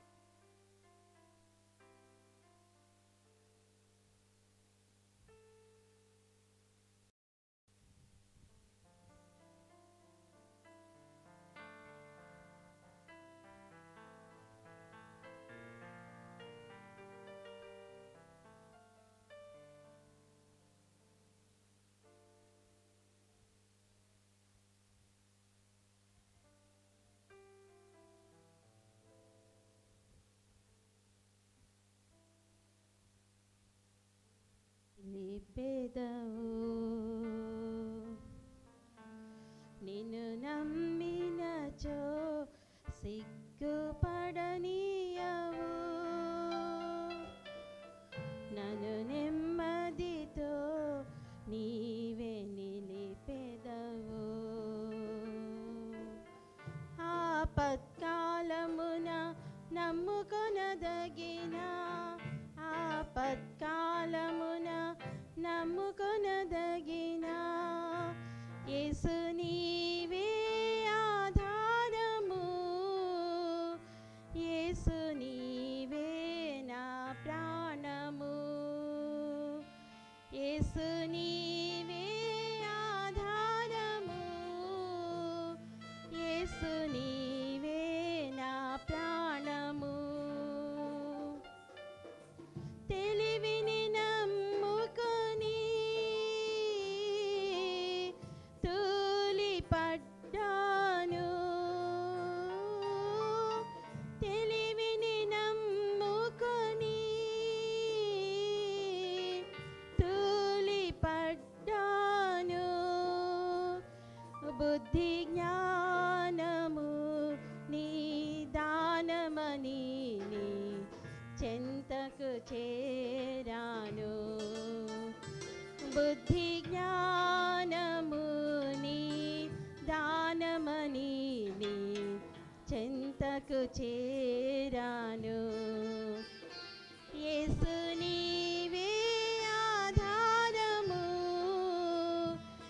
యేసు నీవే నా ప్రాణము, యేసు నీవే ఆధారము, యేసు నీవే నా ప్రాణము.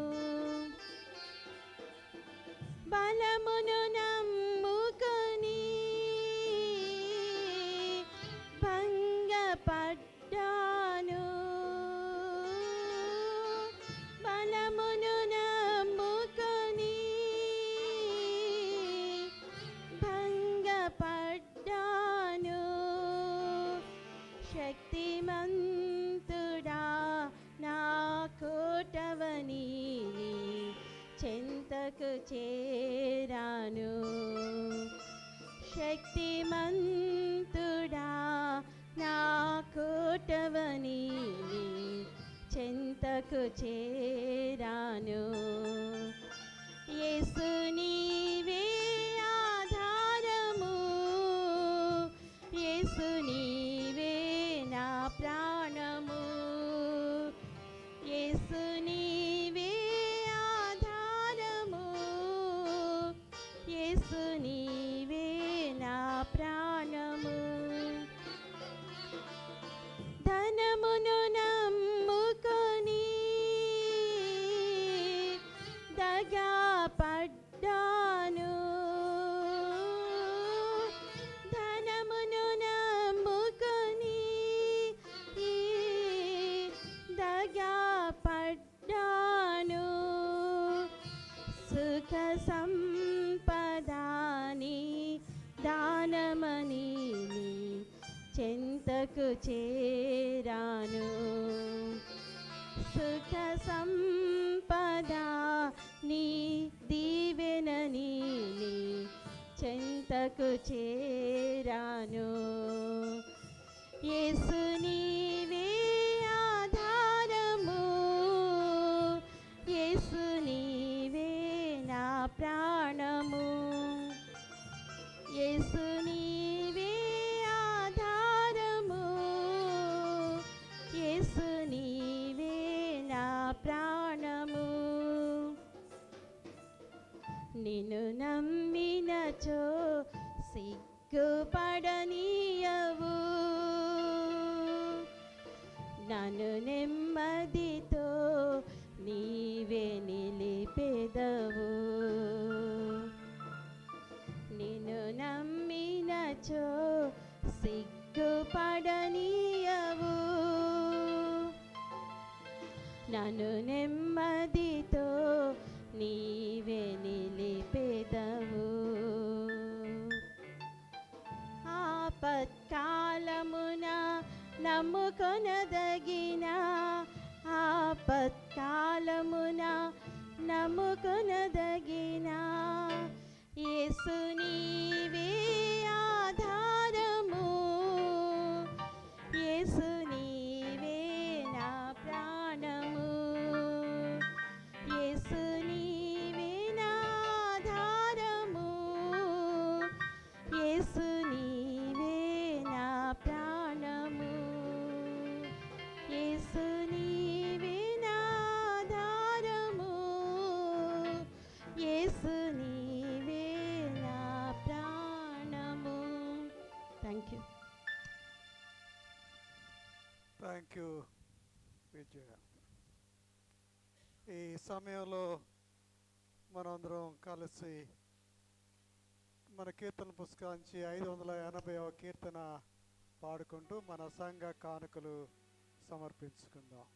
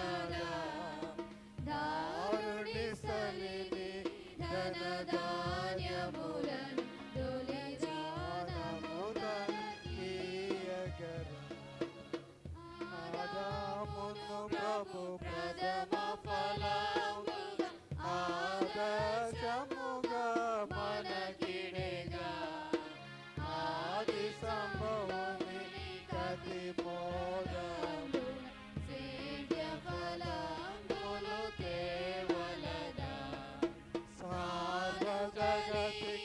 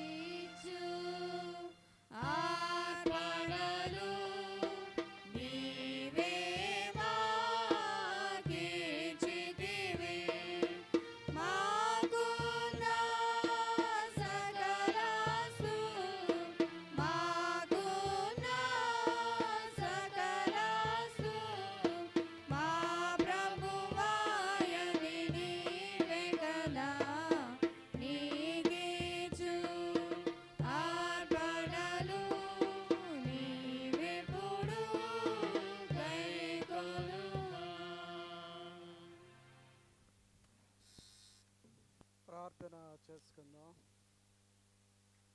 సర్వకృపానిధి మా పరమ తండ్రి, నీకు స్తోత్రాలు చెల్లించుకుంటూ ఉన్నాం. ఈ ఉదయ ఆరాధనలో మా తండ్రి మీరు మాతో ఉన్నందుకు, మమ్మల్ని బలపరిచినందుకు, నీ ఆత్మతో మా తండ్రి మమ్మల్ని నించినందుకు నీకే స్తుతులు స్తోత్రాలు చెల్లించుకుంటూ ఉన్నాం. మా ప్రభువా, నీ ఆజ్ఞలను మా తండ్రి మేము లక్ష్యం చేయనప్పుడు మా ప్రభువా, మాకు కావలసిన మా తండ్రి సహనాన్ని దయచేయమని ప్రార్థన చేసుకుంటూ ఉన్నాం. నీతితో నిండిన మా తండ్రి, నీ న్యాయ విధులను మా తండ్రి మేము నేర్చుకునే సమయంలో మా తండ్రి మాకు సహనాన్ని దయచేయమని ప్రార్థన చేసుకుంటూ ఉన్నాం. యథార్థ హృదయంతో మా తండ్రి నీకు కృతజ్ఞతాస్తుతులు చెల్లించే సమయంలో మా తండ్రి నీవు చేసిన ప్రతి మేలును జ్ఞాపకం చేసుకునే సహాయాన్ని మాకు దయచేయమని ప్రార్థన చేసుకుంటూ ఉన్నాం. మా తండ్రి నీ ప్రతి కట్టడను, నీ ప్రతి ఆజ్ఞను మా తండ్రి మేము గైకొనేటప్పుడు మా తండ్రి వాటి యందు మేము ఆనందించే సహనాన్ని మాకు దయచేయమని ప్రార్థన చేసుకుంటూ ఉన్నాం. మా ప్రభువా, ఈ ఉదయకాల సమయంలో సహనాన్ని గురించి మాకు నేర్పించినందుకే నీకు వందనాలు చెల్లించుకుంటూ ఉన్నాం. నీకు స్తోత్రాలు చెల్లించుకుంటూ ఉన్నాం. మా తండ్రి మా జీవితంలో సహనం మా తండ్రి నీకు దగ్గరగా మమ్మల్ని తీసుకొని వస్తుందని, సత్ఫలితాలను ఇస్తుందండి. నీ యొక్క ప్రేమను మా తండ్రి మేము తెలుసుకునే గొప్ప జ్ఞానాన్ని దయచేస్తుందనే మా తండ్రి సత్యాన్ని మేము తెలుసుకుంటూ ఉండగా మా ప్రభువా, నీ కృపలో మరొక్కసారి మమ్మల్ని బంధించమని, నీ ప్రేమలో మరొక్కసారి మమ్మల్ని ముంచెత్తమని ప్రార్థన చేసుకుంటూ ఉన్నాం. ఇటువంటి మా తండ్రి నీ వాక్యాన్ని మాకు విస్తరించి చెప్పిన నీ కుమార్తెను మా తండ్రి రూపును మేము జ్ఞాపకం చేసుకుంటూ ఉన్నాం. ఆ బిడ్డకి నీవిచ్చిన మా తండ్రి దైవ జ్ఞానం కొరకు, మా తండ్రి నీ వాక్యం లోతుల కొరకు నీకే స్తోత్రాలు చెల్లించుకుంటూ ఉండగా మా తండ్రి నీ పరిచయంలో ఆ బిడ్డను బలమైన సాధనంగా వాడుకొనమని మా తండ్రి విజ్ఞాపన ప్రార్థన చేస్తున్నాం. మా తండ్రి కమల్ రాజును రూపును మా తండ్రి మేము జ్ఞాపకం చేసుకుంటున్నాం. మీరు కట్టిన ఈ కుటుంబాన్ని మా తండ్రి మీకోసం మీరు ప్రతిష్ఠ చేసుకున్నారు. నీకే స్తోత్రాలు చెల్లించుకుంటూ ఉండగా వారి ద్వారా మా తండ్రి బలమైన పరిచర్య మా తండ్రి సాగించమని, నీవే స్తుతి మహిమ ఘనత పొందమని ప్రార్థన చేసుకుంటూ ఉన్నాం. అదే సమయంలో మా తండ్రి వారి కోసం ప్రత్యేకమైన విజ్ఞాపన చేస్తున్నాం. మా తండ్రి సమస్తను తెలిసిన దేవుడు మా తండ్రి నీకే స్తోత్రాలు. నీ సమయాన్ని బట్టి, నీ చిత్తాన్ని బట్టి మా తండ్రి వారిని దర్శించి మా తండ్రి వారిని దీవించి ఆశీర్వదించమని, నీవే మా ప్రభువా నీ నామానికి స్తుతి మహిమ ఘనత తెచ్చుకోమని ప్రార్థన చేసుకుంటూ ఉన్నాం. మా తండ్రి ఇదిగో ఈ నీ బిడ్డలు మా ప్రభా నీ సన్నిధికి తీసుకుని వచ్చిన ఈ కానుకలను బట్టి మా తండ్రి నీకు ప్రత్యేకమైన వందనాలు చెల్లించుకుంటూ ఉన్నాం. మా తండ్రి నీటిలో ఆహారం ఉండులాగిన మరి ముఖ్యంగా మా తండ్రి నీ పరిచర్య బలంగా ముందుకు సాగులాగన మా తండ్రి నీ కృపలో ప్రతి బిడ్డను మా తండ్రి మీరు ప్రేరేపించి మా తండ్రి మీరు తీసుకొని వచ్చిన ఈ వనరులను బట్టి నీకు వందనాలు చెల్లించుకుంటూ ఉండగా మా తండ్రి నీ యొక్క పరిచర్యలో నీ పొలంలో మా తండ్రి వాటిని విస్తారంగా దీవించి ఆస్వాదించమని మా తండ్రి ప్రతి బిడ్డను దర్శించి వారి యొక్క లోటుపాట్లను మా తండ్రి సవరించి వారిని దీవించి ఆస్వాదించి నీ కొరకైన నమ్మకమైన సేవకులుగా సేవకురాలుగా వారిని ఆత్మ నుంచి అభిషేకించమని ప్రార్థన చేసుకుంటూ ఉన్నాం. మా గొప్ప దైవ ఈ సమయంలో మా తండ్రి మా సంఘంలోని ప్రతి బిడ్డను వారి అవసరాలను మేము జ్ఞాపకం చేసుకుంటూ ఉన్నాం. మరి ముఖ్యంగా మా తండ్రి వ్యాధి బాధలతో సతమవుతున్న మా ప్రియులందరినీ మా తండ్రి మేము పేరు పేరున జ్ఞాపకం చేసుకుంటూ ఉన్నాం. మా తండ్రి విజ్ఞాపన చేస్తున్నాం. మా తండ్రి ప్రార్థన నేర్పించిన దేవుడు నీకే స్తోత్రాలు చెల్లించుకుంటూ ఉన్నాం. అడగమని సెలవిచ్చిన దేవుడు నీకే స్తోత్రాలు చెల్లించుకుంటున్నాం. మా తండ్రి ఇస్తానని వాగ్దానం చేసిన దేవుడు మా తండ్రి నీకే స్తోత్రాలు చెల్లించుకుంటూ ఉన్నాం. మా తండ్రి ఇస్తాననే దేవుడు మా తండ్రి మేము ప్రార్థన చేస్తుండగా మా తండ్రి మా అందరి హృదయాల్లో ప్రార్థన మా తండ్రి నీ సన్నిధికి చేర్చుకోమని మా ప్రభా మరొక్క మారి మా తండ్రి మా జీవితాలను తొంగి చూడమని ప్రార్థన చేసుకుంటూ ఉన్నాం. ఈ సమయంలో మా తండ్రి నిరీక్షణ మేము జ్ఞాపకం చేసుకుంటున్నాం. ఆ బిడ్డకు వచ్చిన బలహీనను బట్టి మా ప్రభా నీ సన్నిధిలో ఆ బిడ్డ కోసం మేము మొర్ర పెడుతూ ఉన్నాం. మా ప్రభా నీ దాసుని దర్శించారు, నీకే స్తోత్రాలు. స్వస్థపరుస్తూ వస్తున్నారు, నీకే స్తోత్రాలు చెల్లించుకుంటూ పరిపూర్ణమైన స్వస్థలను నడిపించమని ప్రార్థన చేసుకుంటూ ఉన్నాం. అలాగే మా ప్రభా సౌజన్యవాడిని బట్టి మా ప్రభా ప్రభుదాస్ గారిని బట్టి విజ్ఞాపన ప్రార్థన చేసుకుంటూ ఉన్నాం. మా తండ్రి ప్రార్థన వినే దేవుడు నీకే స్తోత్రాలు చెల్లించుకుంటున్నాం. మా ప్రార్థనలు అంగీకరించే దేవుడు నీకే స్తోత్రాలు చెల్లించుకుంటున్నాం. మా ప్రార్థనలు స్పందించే దేవుడు మా తండ్రి నీకే స్తోత్రాలు చెల్లించుకుంటున్నాం. మా తండ్రి ఆ బిడ్డలిద్దరిని దృష్టించి మా ప్రభా నీ కరుణా హస్తాన్ని వారిపై ఉంచి మా తండ్రి వారికి మేలు చేయమని ప్రార్థన చేసుకుంటున్నాం. ఇదే సమయంలో మా తండ్రి వాణిని మా తండ్రి మధురవాణి గారిని బట్టి ప్రభాకర్ గారిని బట్టి మా తండ్రి నీకు విజ్ఞాపన ప్రార్థన చేస్తున్నాం. మా తండ్రి స్వస్థపరిచే దేవుడు మా తండ్రి మమ్మల్ని మా ప్రభా విడుదల చేసే దేవుడు మా తండ్రి నీకే స్తోత్రాలు చెల్లించుకుంటున్నాం. సాతాను బంధకాలని మా తండ్రి వ్యాధి బాధలను మా తండ్రి ఈ బిడ్డలను తప్పించి మా తండ్రి వారిని స్వస్థమని తోర్చమని ప్రార్థన చేసుకుంటూ ఉన్నాం. మా తండ్రి ఈ సమయంలో ప్రేమ కుమార్ని మేము జ్ఞాపకం చేసుకుంటున్నాం. మా తండ్రి సర్జరీలో కొంత భాగంలో అస్వస్థత ఏర్పడగా మా తండ్రి ఆ బిడ్డతో మీరు ఉండండి. తిరిగి ఆ బిడ్డను దర్శించి మా తండ్రి నీ దయగల హస్తాన్ని ఆ బిడ్డపై చాపి మా తండ్రి పరిపూర్ణమైన స్వస్థలను నడిపించమని మా తండ్రి ఆ బిడ్డకు కావాల్సిన ప్రతి ఆర్థిక వనరు దయచేయమని కుటుంబాన్ని దీవించమని ప్రార్థన చేసుకుంటూ ఉన్నాం. సాల్మన్ రాజు గారిని బట్టి మా తండ్రి నీకే స్తోత్రాలు చెల్లించుకుంటున్నాం. మా తండ్రి ఆ బిడ్డకి స్వస్థను బట్టి నీకు వందనాలు చెల్లించుకుంటూ ఉన్నాం. మా ప్రభా ఉమారాణి గారిని బట్టి నీకే స్తోత్రాలు. ఆ బిడ్డను మా తండ్రి మీరు దర్శించారు.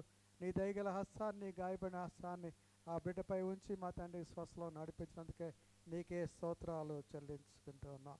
మా ప్రభా రామన్ గారిని మా తండ్రి మేము జ్ఞాపకం చేసుకుంటున్నాం.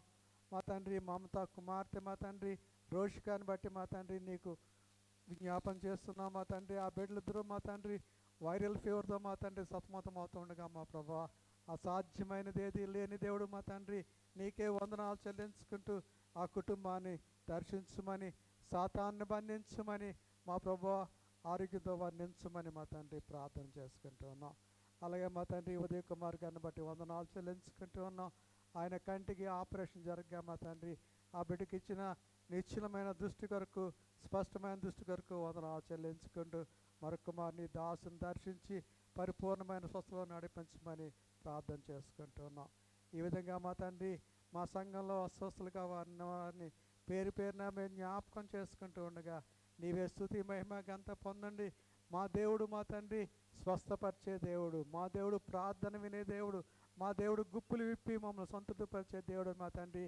ఆ సాక్ష్యాన్ని బహిరంగంగా అనేక మందితో మేము చెప్పుకునే విధంగా మా యొక్క జీవితాలను మా తండ్రి నీ సులుచారును భద్రపరిచి నీ ప్రేమతో నింపి ముఖ్యంగా మా తండ్రి ఆదరణకర్త అయిన పరిశుద్ధ ఆత్మకు మా నడిపించి మా ప్రభా నీ కృపలో మమ్మల్ని భద్రపరచమని దీవించి పంపించమని మా ప్రభువును రక్షకుడైన యేసు స్వామి పేట వేడుకుంటున్నాం తండ్రి. ఆమేన్. పరలోకమందున మా తండ్రి చిత్తం పరలోకమందు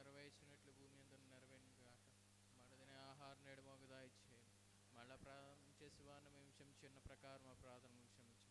శోధనం ఏకాదశుని తప్పించు. రాజ్యము శక్తియు మహిమయు నిరంతరము తండ్రి. ఆమేన్. దయచేసి కూర్చోండి. ఎవరైనా ప్రత్యేకమైన పాట పాడే ఉత్సాహం ఉన్నవాళ్ళు ఉన్నారా?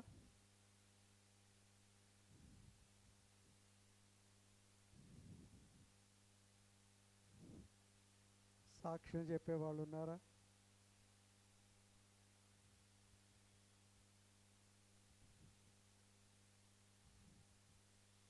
దేవునికి స్తోత్రాలు చెల్లించుకుంటూ ఉన్నాను. మరొక్క మారు మనం అందరం ఈ విధంగా సంతోషంగా విశ్వాసంతో దేవుని సన్నిధిలో కూర్చుని దేవునికి స్తుతులు స్తోత్రాలు చెల్లించే కృపను బట్టి ప్రియక దేవునికి స్తోత్రాలు. మరి ఈ సమయంలో జసింత రూపుకు ప్రత్యేకమైన వందనాలు, ఆశీస్సులు. దేవుని యొక్క కృప నీతో ఎల్లప్పుడూ ఉండాలని మా అందరి ప్రార్థన. ఈ విధంగా దేవుని యొక్క వాక్యాన్ని వివరించే జ్ఞానాన్ని దేవునికి ఇచ్చినందుకు మేమందరం సంతోషపడుతూ ఉన్నాం. మరి జసింత రూపును మరి అన్ని రీతులుగా మా తండ్రి ప్రోత్సాహపరుస్తున్న కమల్ రాజుకు కూడా ప్రత్యేకమైన వందనాలు చెల్లిస్తున్నాను. ఆయన ప్రత్యేకమైన పాట పాడతాడేమని ఆశించే కానీ ఆయన పాడలేదు. ఎనివే ఈ ఈ ఒక విషయం మీరు జ్ఞాపకం చేసుకోవాలి. మరి ఈ దినాన్న వాక్యం చదివి వినిపించిన ఆనంద్ గారి కుటుంబానికి కూడా వందనాలు చెల్లిస్తున్నాను. ఈ వాక్యం చదివే కుటుంబాన్ని ప్రత్యేకమైన పాట పాడమని అడగడంలో విశేషం ఏంటంటే, మీరు మీ కుటుంబ ప్రార్థనలో మీ కుటుంబం అంతా కలిసి ఏ విధంగా 2-3 పాటలు పాడి దేవుని స్తుతిస్తారో అటువంటి 2-3 పాటలు ఒక పాట కుటుంబంగా కలిసి ఇక్కడ పాడాలనేది ఆశ. ఘంటసాల లాంటి కంఠాలు మనకు అవసరం లేదు దేవుని స్తుతించడానికి. దేవుడు ఏ కంఠం మీకు ఇచ్చాడో ఆ కంఠంతో కుటుంబం అంతా కలిసి దేవుని యొక్క వాక్యం చదువుతున్నారు. కుటుంబం అంతా కలిసి ఒక పాట పాడి వినిపించాలని మన ఆశ. కనుక దయచేసి నెక్స్ట్ టైం నుంచి ఎవరైతే వాక్యం చదువుతున్నారో కుటుంబంగా వచ్చి దేవుని స్తుతించమని మీకు మనవి చేస్తున్నాను. ఘంటసాల, సుశీల కంఠాలు ఉన్నవారు ప్రత్యేకమైన పాటలు పాడతారు, అందులో అభ్యంతరం ఏమీ లేదు. దయచేసి అది గమనించండి. అలాగే మన మధ్య కొంతమంది అతిథులు ఉన్నారేమని నేను అనుకుంటున్నాను. కొత్త ముఖాలు నాకు కనపడుతున్నాయి. మరి ఎవరైనా ఈ ఆదివారమే మరి మన ఆరాధనకు వచ్చింటే దయచేసి మరి మిమ్మల్ని మీరు పరిచయం చేసుకోమని మీకు మనవి చేస్తున్నాను.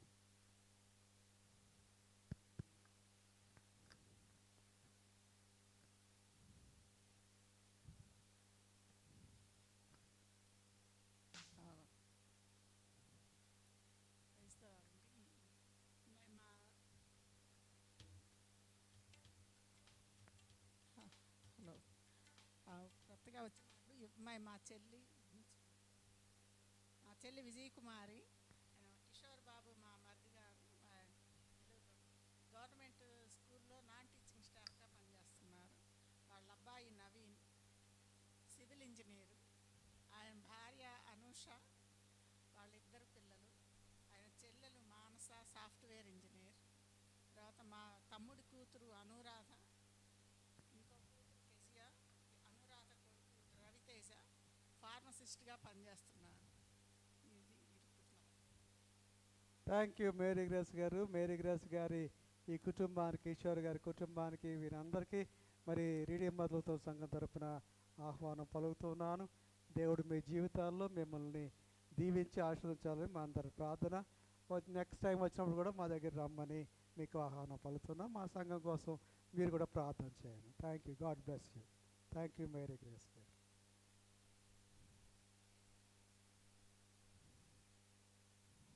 జూమ్లో ఉన్న మన విశ్వాసులందరికీ కూడా ప్రత్యేకమైన వందనాలు చెల్లిస్తూ ఉన్నాను.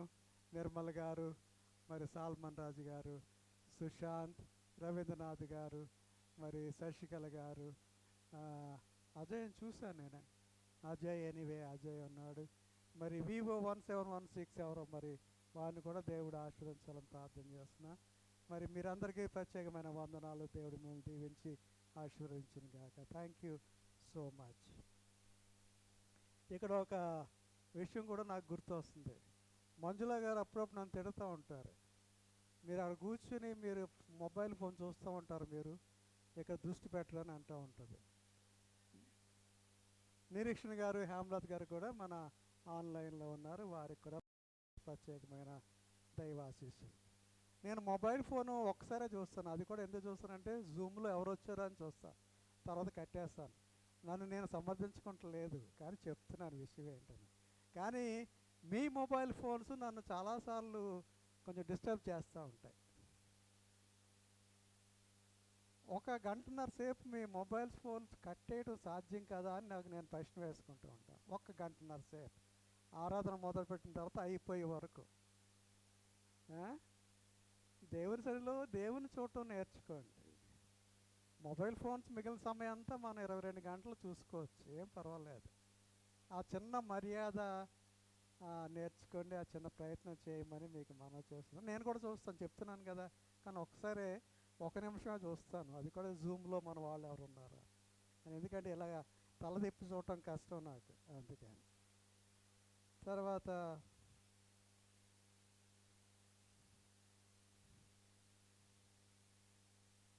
ఈ సమయంలో మరి వీబీఎస్ గురించి ఒక చిన్న మాట చెప్పాలి.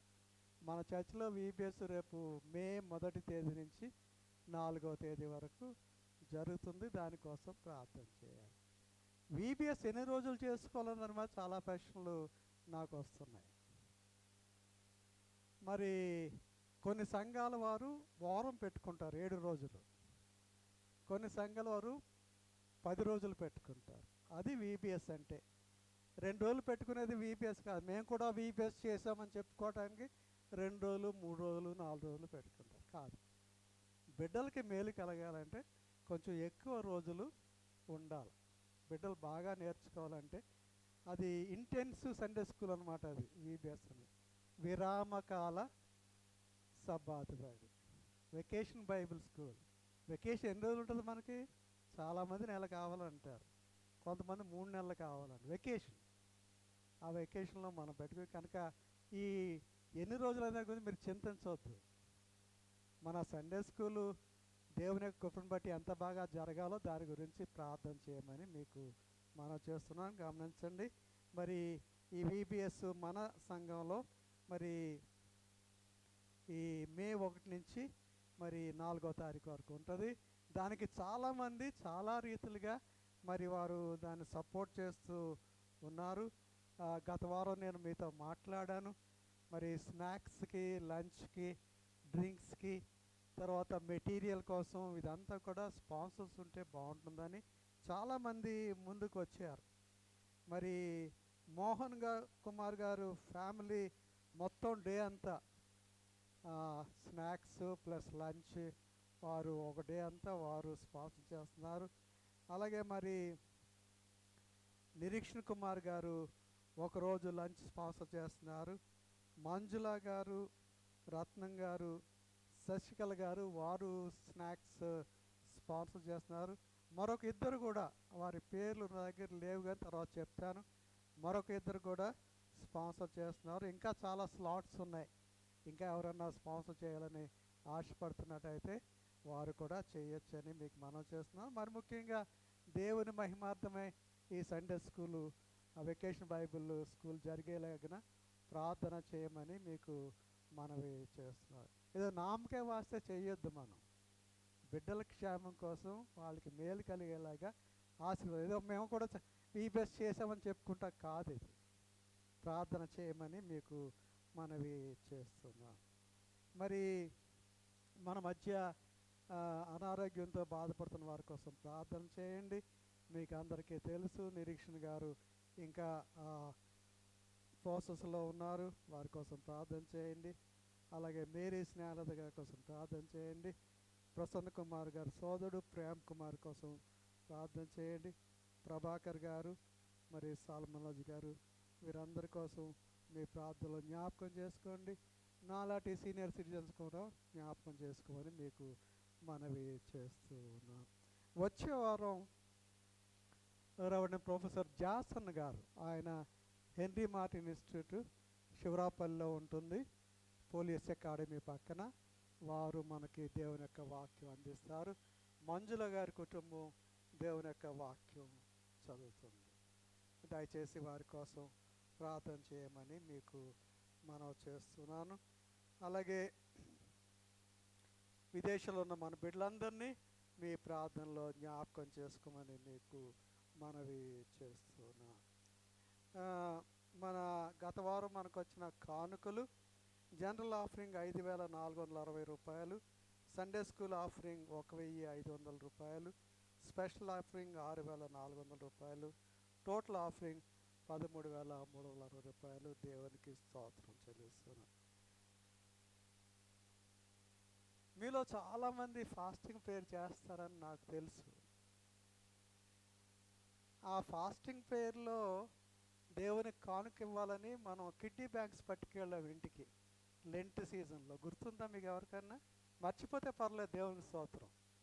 ఒకవేళ గుర్తుండి అవి తీసుకొని రాకపోతే దయచేసి తీసుకొని వచ్చి అందులో మీరు సేవ్ చేసిన కానుక వేసేసి ఆ కిడ్నీ బ్యాగ్ మీరు పట్టుకెళ్ళిపోవచ్చు. కనుక ఒక 4 కుటుంబాలు మటుకు అవి తీసుకుని వచ్చి ఇచ్చాయి. దాదాపు ఇంకా ఒక 20 కుటుంబాలు తీసుకుని మర్చిపోయారు. అంతకని ఏం కాదు, ఎక్కడో పెట్టారు, కనపట్టలేదు. అవి కొంచెం వెతకండి, వెతికి తీసుకొచ్చి ఆ కానుక దేవునికి సమర్పించమని మీకు మనం చేస్తాం. విన్నాం కదా, యోబుకి దేవుడు ఎలాగ అధికంగా ఇచ్చాడు. 500 ఆడుగాడిదలు ఉంటే 1000 ఆడుగాడిదలు వచ్చినాయి. దేవునికి ఇచ్చడం నేర్చుకుందాము. Thank you so much. ఇది రిమైండ్ చేయకూడదు అనుకున్నాను, కానీ రిమైండ్ చేస్తే బాగుంటుందనే తలంపుతో చేస్తున్నాను, క్షమించండి నన్ను. మరి పోయిన వారం బర్త్డేస్, తర్వాత వివాహ వార్షికోత్సవాలు చేసుకున్న వారు ఉన్నారు. మరి అగస్టస్, ఆశా వాళ్ళిద్దరూ వివాహ వార్షికోత్సవం చేసుకున్నారు. అలాగే పీటర్సన్, మంజుష వాళ్ళు కూడా చేసుకున్నారు. వారికి దేవుని యొక్క దీవెనలు, ఆశీస్సులు మనందరికీ సంతోషం. అలాగే క్లారా ఇప్షిత, మన విన్సెంట్ గారి కుమార్తె, ఆ బిడ్డ బర్త్డే చేసుకుంది. ఆ బిడ్డకు కూడా ప్రత్యేకమైన దేవుని యొక్క ఆశీస్సులు ఉండాలని మనవి చేస్తున్నాం. ఈ సమయంలో డాక్టర్ దాసరత్నం గారిని సంఘం తరపున అభినందిస్తున్నాం. మొన్న 23వ తారీఖున ఏసిటీస్లో జరిగిన గ్రాడ్యుయేషన్లో వారు డాక్టరేట్ పట్టాను తీసుకున్నారు, డాక్టర్ ఆఫ్ మినిస్ట్రీ. వారికి ప్రత్యేకమైన వందనాలు. దేవుడు మిమ్మల్ని ఇదే విధంగా దీవించి ఆశీర్వదించాలని మేమందరం కోరుకున్నాం. God bless you. ఆ సందర్భంగా వారి సంతోషాన్ని మనందరినీ పంచుకోవడానికి ఈ లంచ్ ఫెలోషిప్కి మనందరినీ ఇన్వైట్ చేస్తాం. వారింటికి అది ఇక్కడే ఏర్పాటు చేశారు. దయచేసి ఆ లంచ్ ఫెలోషిప్లో పాల్గొని వెళ్ళమని మనం చేస్తాం. అలాగే మరి వసంత కుమారి గారి మరి హస్బెండ్ మరి కేపీ శాస్త్రి గారి డెత్ యానివర్సరీ 25వ తారీఖున. మరి దాన్ని పురస్కరించుకొని వారు కుటుంబం అంటే వసంత కుమారి గారు, కళ్యాణి గారు, వారు చక్కటి మామిడి పళ్ళు తీసుకొచ్చారు. మరి దయచేసి అందరికీ దొరికేలాగా ఒక్కొక్కటి తీసుకెళ్ళండి. 2 సినిమా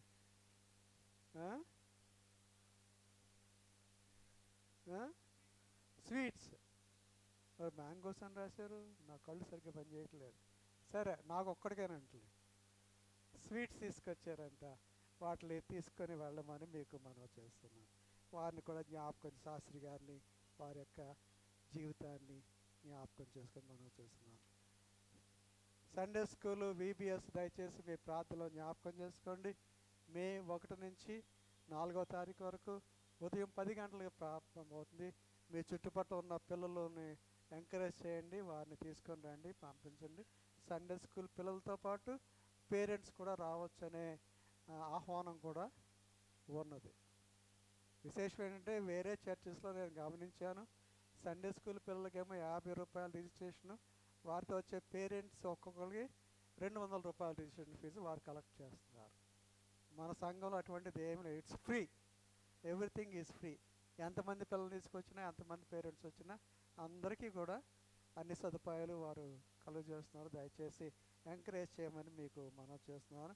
మరి వచ్చే వారం వచ్చే ప్రొఫెసర్ జాసన్ గారి కోసం, మంజుల గారి కుటుంబం కోసం ప్రార్థన చేయమని మీకు మనవి చేస్తున్నాను.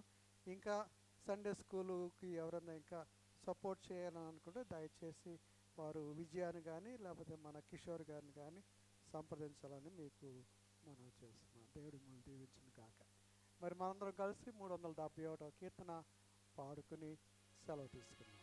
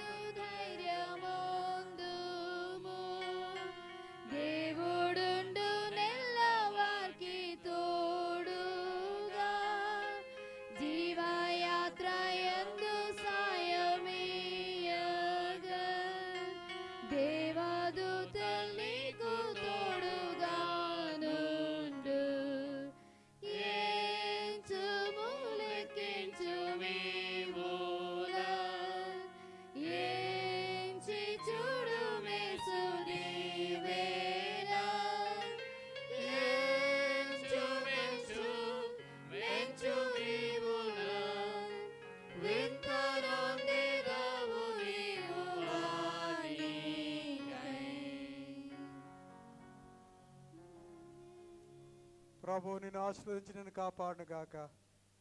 ప్రభు నీకు తన సన్నిధి ప్రకాశింపచేసి నేను కరుణించును గాక. ప్రభు నీ మీద తన సన్నిధి కాంతి ఉదయింపచేసి నీకు సమాధానం కలుగు చేయను గాక.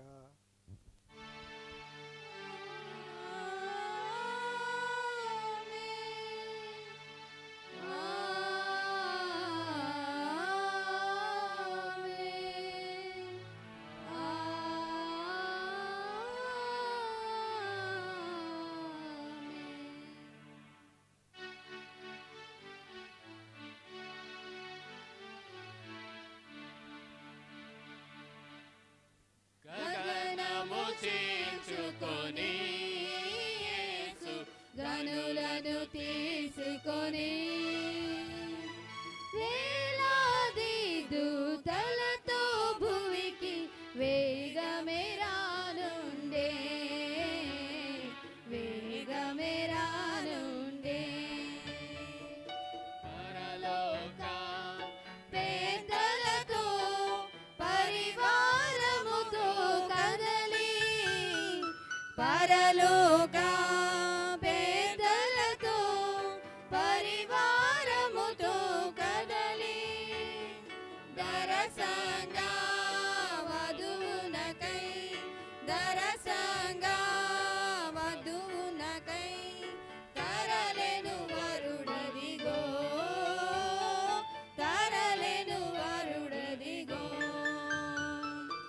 గగనము చీల్చుకొని యేసు గన్నులను తీసుకొని వేలాది దూతలతో భువికి వేగమే రానుండే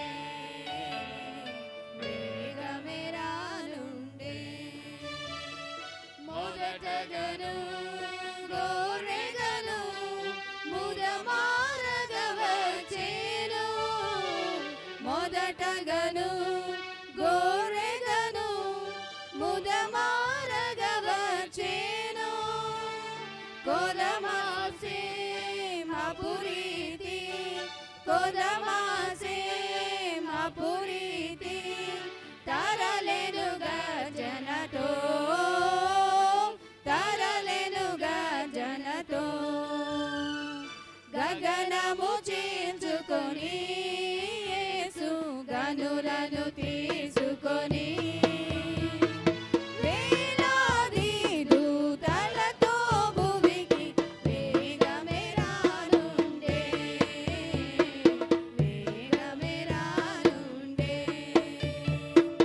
కనిపెట్టు భక్తాళి కనురెప్పలు మారెదరు కనిపెట్టు భక్తాళి కనురెప్పలు మారెదరు ప్రథమమున లేచెదరు ప్రథమమున లేచెదరు పరిశుద్ధులు మృతులు పరిశుద్ధులు మృతులు గగ